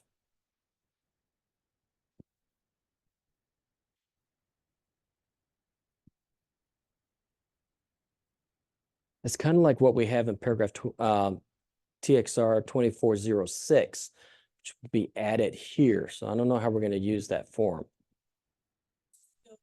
So 12B, that's where if the selling broker, the selling agent agrees to pay.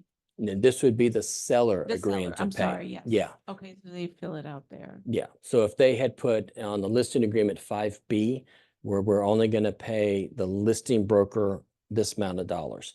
But then when they get the offer, they've negotiated that they're going to pay this amount to the buyer's broker. So it's going to be extra for the seller to pay. And then it has buyers shall pay the following expenses, and it lists what their normal expenses are. What they're proposing adding is brokerage fees that buyer has agreed to pay. Can be out of the settlement,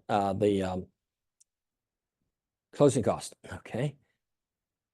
You can do up to 3% for conventional owner occupied, 4% for VA, and 6% for FHA. If you're asking for closing costs, check with the lender. You know, hey, we're asking for this amount. First, is it going to cover all of them? Second, can they ask for that much? If they can also use it to buy down points. I've seen a lot of that lately. To be able to buy down the points, the seller's offering seller's contributions. Paragraph 13 is prorations. So the seller's going to pay for the amount of time they're in the house, and the buyer's going to pay for the rest of it. Paragraph 14 is casualty loss. Hurricane. You're under contract. Hurricane comes in and it floods. The seller can bring the property back to the way it was, extend the closing, or they can assign the proceeds to the buyer. So the buyer's going to purchase the property, do the repairs, and then the seller's home insurance is going to pay them directly. Oh, what? Oh, yes. You're going to get that in writing. They can extend closing, or depending on how much it is, the buyer could just terminate the contract. Paragraph 15 is default. Either party can be held in default. Mediation, they're agreeing that they're going to go to mediation. And whoever loses is going to pay the attorney fees. All right, escrow. The escrow agent is not a party to the contract. They're outside of it. Expenses at closing, the earnest money must be applied first to cash down. Okay, demand. Upon termination of this contract, either party or the escrow agent may send a release of earnest money to each party, and the parties shall execute counterparts of the release and deliver same to the escrow agent. Okay, if either party fails, either party may make a written demand to the escrow agent. You do that form, send it to the escrow company. They're going to send it to the other side. And if they don't sign it within 15 days, the escrow agent may disperse. Never seen them just disperse it. They're going to want to get it settled. Damages. Any party who wrongfully fails or refuses to sign a release acceptable to the escrow agent within 7 days of receipt of the request will be liable to the other party for damages, earnest money, reasonable attorney fees, and all costs of a suit. Question, because me personally, so when I went into the administration code, the tag, so 537.37, it says 3 times the liquid. So basically 3 times the earnest money is what you can actually demand if they're being spiteful. Yeah. The time it happened with a buyer refusing to release the earnest money to the seller when the seller had the right to it, the judge awarded the earnest money. They awarded court costs. They awarded holding fees. So all the utilities and the mortgage and the insurance and the taxes for the amount of time it was tied up in court and a penalty. So that $2,000 earnest money was up over $10,000, $11,000. Oh yeah, because it says right on here, damages, earnest money, reasonable attorney fees, and all costs of the lawsuit.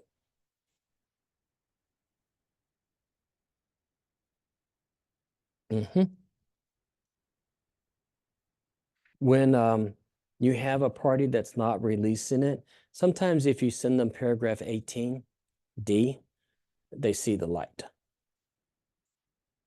Okay. Notices. Escrow agents' notices will be effective when sent in compliance with paragraph 21. Notice of objections to demand will be deemed effective upon receipt by the escrow agent. So we can never tell someone they're going to definitely get the earnest money back. You know, if the other party is going to fight it, it's going to be a judge who's going to end up awarding it. We have one right now where it's only been a couple of days. They haven't signed off on it. Now, what we'll normally do is Michael will give a call to the other broker. I'll give a call to the other broker. If we have to, we have our lawyer send a demand letter. Okay. Quick question. So if I were to go into contract and the client or so-called client is kind of hesitant about the whole contract, should I just advise them to go to a lawyer so that way I don't get myself in trouble? Yes, Okay. it's in here. Representations, all covenants, representation, and warranties of this contract survive closing. Federal tax requirements. If the seller is a foreign person as defined by the Internal Revenue Code, it is regulations, and its regulations, sellers fails to deliver an affidavit or certificate of non-foreign status. Foreign person means someone who is not part of the U.S. federal tax system. So someone that may not have a social security number or may not have a green card. The statute says that it applies to properties sold above $300,000. Most title companies are going to withhold it no matter what the price of the house is. And what it is the government saying, we're going to get our money. So if this seller ups and goes back overseas or wherever they're from, and they haven't paid the taxes on the sale of that house, it's already been held by the title company. Bank account. They probably don't have a bank account. Yeah, they have to do, they're going to keep the money. there's a question about their foreign status, title company is going to hold that money in escrow.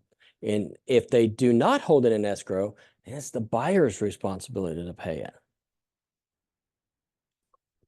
Your title company is going to be your best friends with this. If you have someone who may be a foreign person, refer them to a CPA to get it all taken care of. All right, paragraph 21. All notices from one party to the other must be in writing and are effective when mailed to, hand delivered at, or transmitted by fax or electronic transmission as follows. You want to put the buyer's information down there and the seller's information down there. You will get listing agents that'll say, I don't want them to have the seller's information because they may talk to each other. Whose contract is it? It's theirs. They have every right to talk to each other. There's 3 different places in the contract that refers back to what's in paragraph 21. Seller authorizes title company to deliver title commitment exception documents to the buyer at buyer's address shown in paragraph 21. Paragraph 18, escrow, effective when sent in compliance with paragraph 21. You want that information on there. You could put your information down as CC'd to. I was in a class with a lawyer out of Dallas, and he pointed out that if the seller's information or the buyer's information isn't on there, but yours is, and it goes to court, court's going to send it to you, and you're responsible for making sure it gets over to the correct party. If you're the buyer's agent, you should know your buyer's contact information, where they want things sent to. If you're the buyer's agent and the listing agent hasn't told you, look on the tax record and see where they get the taxes from, where they're living. Put that on there. It's up to the seller at that point to change it if they need to. But it has to be on there. I was asked if that was serious not long ago, and it's like, yeah, everything that's on the contract, the state has said is applicable. Legal 1 or legal 2, they added this to it to let them know, hey, it is serious. Okay. Things that are time of the essence. Let's say you're terminating the contract based on the option period. Send it to the listing agent. Send it directly to the seller according to this paragraph. You can do that. Okay, agreement between parties. Paragraph 22 is for addenda only. Ones we normally see, third-party financing. A few seller financing addendas lately. HOA. Buyer's temporary residential lease. And what did I say about this? Don't do it. Loan assumption addendum. Maybe 1 in the last couple of years. I'm surprised there's not more. Addendum for sale of other property by the buyer. So the buyer wants to buy this property, but they have to have money from this property before they can buy this property. So you're going to add that addenda. Addenda for a backup. How many backup contracts can a seller have? 1. It is an executed contract. So the buyer is going to deposit their earnest money and option money.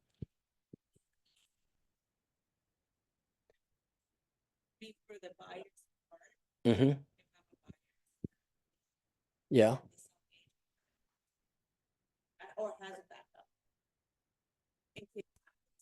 Yeah. I see your point.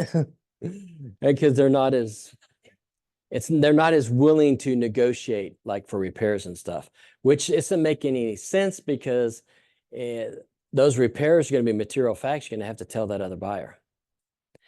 Agents, option pending continue to show. Show them.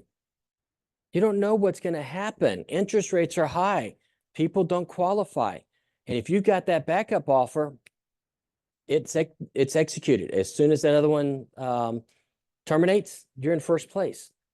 And when you're having trouble finding a property for somebody, look at option pending and pending continue to show. And on that form, you can put how long they're willing to wait. They're not waiting all the way to closing. Maybe they're waiting 15 days or 12 days to get through option period, or maybe they're waiting 22 days to get through buyer approval. It's up to the buyers. They will lose their option money. Their option money, they're losing, but their earnest money, they're going to get back. They're losing the, I saw you shaking your head. They lose the option money because they have the option to back out of that contract from the day it's executed to the day they become first place, because you're going to do an amendment to the effective date, plus the number of days they paid for. So if they've got a 1 month before it terminates, then they've got another 10 days, they're getting 40 days of option period. So that's why they're not going to get the option money back. Coastal property. If the property is along the coast, you got to do addendum for authorizing hydrostatic testing. Must be, there's a form for that. It must be signed. Environmental assessment and threatened endangered species and wetlands addenda. I see that on unapproved property that's down closer to the coast. I've seen it on a lot of them, actually. Seller's temporary residential lease, we see a fair amount of those. Short sale addendum, we haven't seen in a couple of years as many.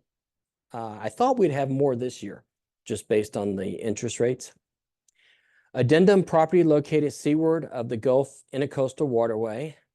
Tell me where it is. Where?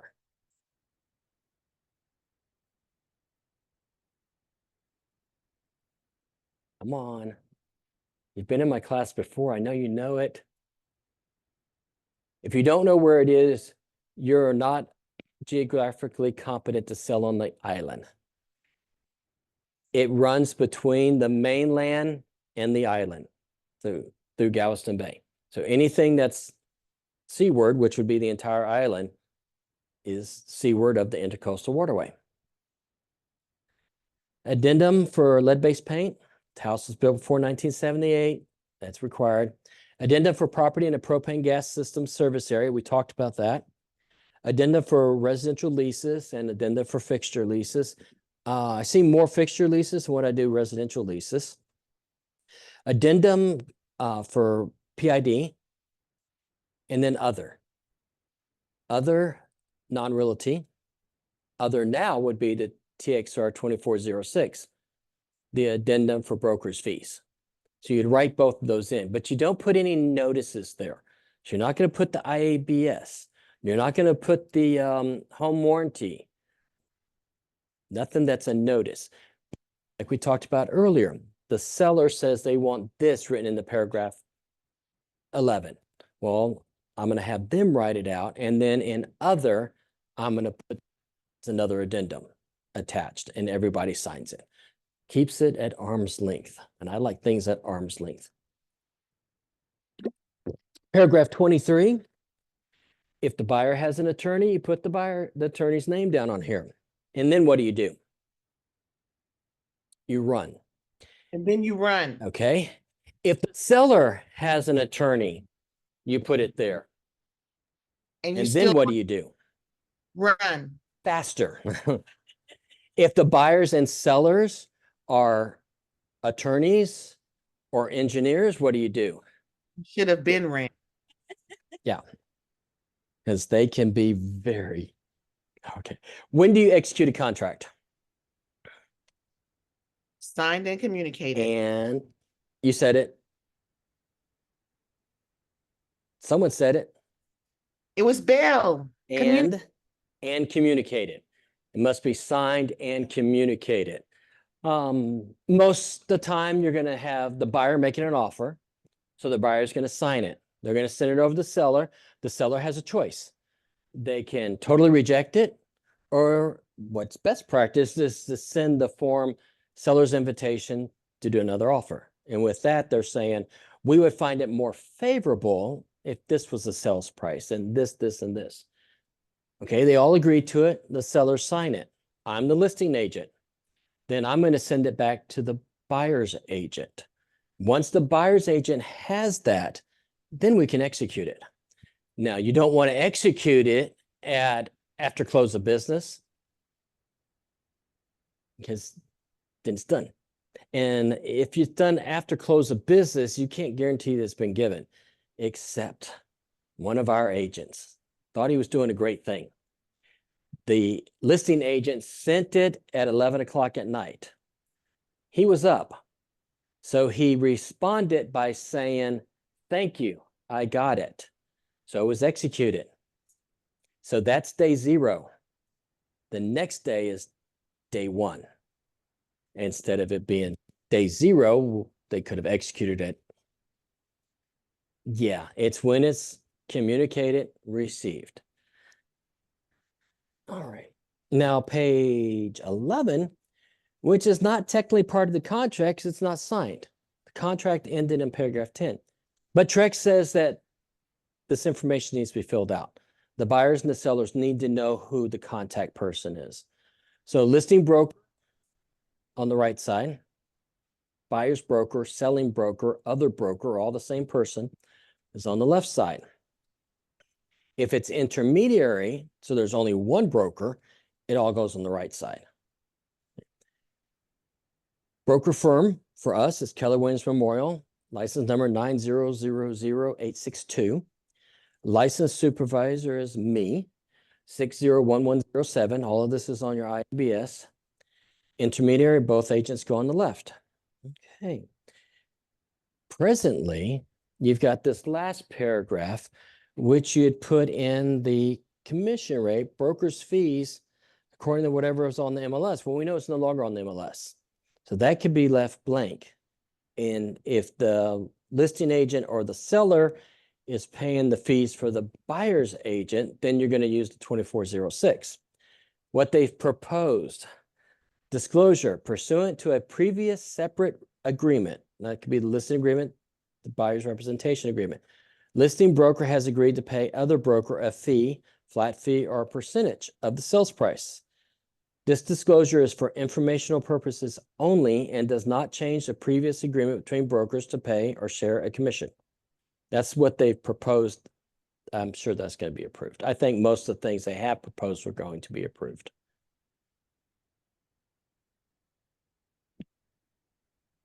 It depends. It depends.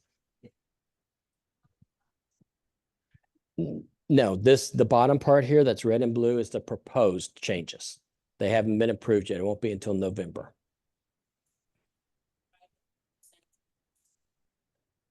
No, you don't need to do that because it's held someplace else with that 2406. Okay. That's the 1-to-4 contract. Only took 2.5 hours. You have any questions about it? We still have a half-hour schedule time. Is there any addenda that you may want to look at? The addendum regarding brokerage fees. Okay.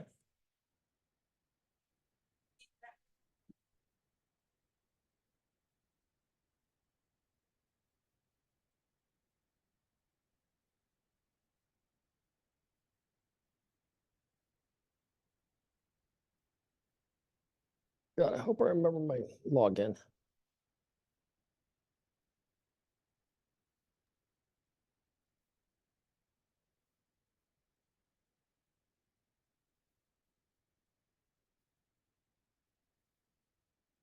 It's in Dotloop, Mitch, under templates. Oh. Let me go over here, though. Here. KW.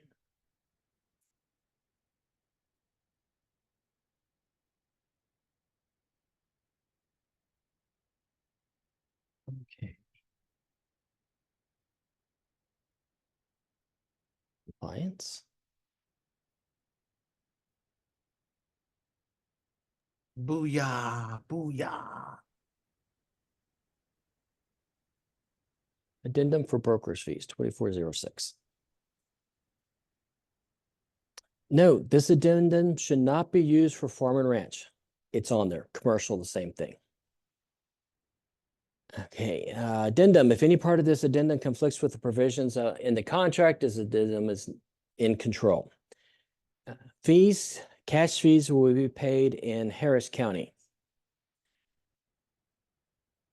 Listing broker's fee. Seller shall pay listing broker the fee specified in a separate written representation agreement.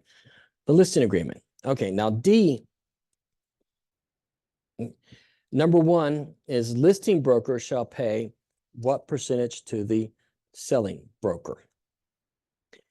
When they did the listing agreement in paragraph 5A, number one is the total amount the seller is going to pay.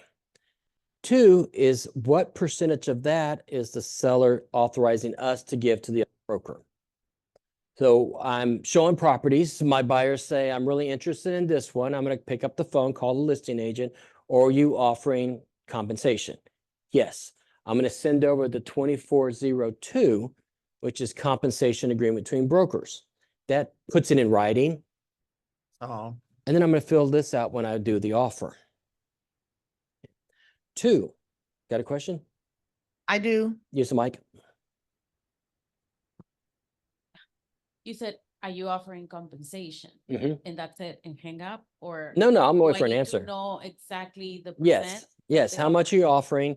The buyers have approved, or sellers approved me to offer whatever percentage. I'm going to send that 2402 over. That's going to tie it down, get it in writing. With and- my contract, No, before your contract, okay, that's. before. This Because is the- this is with the contract. Okay. Why I say before is I want to get that in writing. I want to tie it down because if it comes over and it only has, 0.3 cents, and I know that I've got this amount of the buyer's rep, then I'm going to negotiate it with this form. So two, no, A is containing this would more be between maybe a builder who doesn't have it in their contract or for sale by owner. You're going to do the 2401. And B is you're negotiating for the seller to pay. So maybe the seller put in the listing agreement 5B where they're only going to pay the listing broker. They're going to pay them X percentage. Now, here you're negotiating for that. I know you said you're only going to do 5B in the listing agreement, but the buyer is negotiating for you to pay this percentage towards the fee they're charged for their agent. Clear as mud? No, No. I have one question about this. Mitch, if we are offering 2%, but they want to ask my seller for 1%, in paragraph 2 or number 2, do I do A or B? So the they're offering 3%. They're offering 2. They're offering 2%. The buyer's rep has 3%. Yes, So in sir. this one, I would put 2 in number 1, because that's how much the listing broker is going to pay. But I'm asking the seller to pay that difference of the 1%. It's going Yes, to sir. be in B. B. Yeah. 2, 2 is when you're negotiating directly with the seller, like first sale by owner. no commission offered. 2, Yeah. there's So- something I want to do the difference. Yeah, you can use 1 and 2B to do the total amount that the buyer has agreed to pay. Perfect. That's all I needed. I Mhm. thank you. Or if the listing agent's not offering any compensation, then you're going to put it in 2B, going to negotiate it. Yes. No, for the seller to pay the buyer's agent. 1 is already negotiated. It's already done. It was done with the listing agreement. If there's a difference. Listing agents, be very careful. This happened this morning. The listing agreement said that the seller would pay 4.5% to the listing broker. And they would offer 3% of that to the selling broker. When they executed the contract, they had the addenda and they only had 2B chosen, and that the seller would pay 2.5%. No, he No. didn't. I mean, the buyer, they never filled in the listing broker shall pay. Yeah, the listing broker would not pay that. But what did it do to the seller? Oh, double, yeah. Yeah, it committed him to paying 7% because he's already committed to paying the listing broker 4.5%. And on the listing agreement, it says that if the other broker does not take the full amount, then No, they would actually get that amount back, but they were double dipping. So you want to be careful. What if the buyer agent would not have signed that amendment? Would we have just been screwed? Oh, yeah. Then the buyer's going to end up paying it at closing. Nelson about good faith. I mean, you are it's an obligation that Mhm. you have to negotiate good faith. So couldn't that be brought up against the person who's double dipping or trying to manipulate it? You know better than that. Oh, yeah. It's going to fall on the agents for not using the form correctly. Fall on the agents. We would have screwed up. Mitch caught Yeah. it. Thank And when you come to the listing class, we talk about 5A and 5B. Everyone has their own feelings about it. So this is an addenda. It's connected to the contract, paragraph 22. Non-realty addendum. Thank you. I am happy to hear you, and I know that's not right because I know you very well. Hilda, I see your lips moving. You see me? Yes. Can you hear me? Barely. I'll try and speak up. I have a lease listing, so this is just 50% goes to the buying agent and that's what was in the listing agreement. And I did a 2701 to update the Yes. contract, correct? Correct. And then I need to, because the buying agent didn't send me a form for the broker, so I guess I'll do it. And then, but which is the one, the broker to broker one, like I The said? 2402 is the broker to broker. Okay, But then with a lease, you have the agreement between brokers for leases. So that's going to control. Yeah. That was my question, because I do have a client and some of these apartments or houses that are for rent. I came here.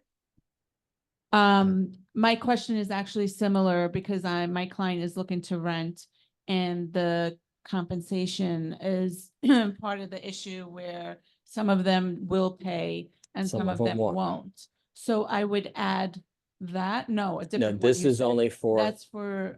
Yeah. With that one, you wouldn't add anything. You would just let the tenant know that you owe Keller Williams this much money. Right, so I filled out for the contract part, Mhm. 50%. That's my commission, whether it's from the agent or from the tenant. The tenant, Yeah. right? If That's enough for me to get my part, or do I Yeah, have with to? that agreement between brokers for leases. Okay. Yeah. And with your apartments, then we have the apartment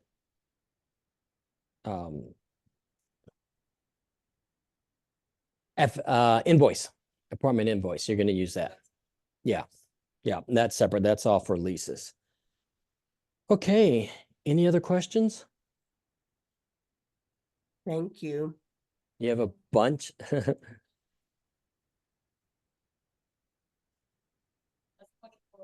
This is a 2406. Yeah. Let's see. I don't have it in here.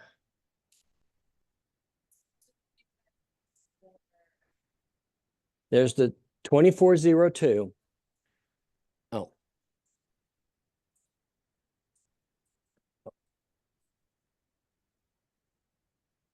For sale by owner is going to be 2A. And you're going to have the agreement between broker, or compensation agreement between owner and broker. Yeah. Okay. All right. Thank you.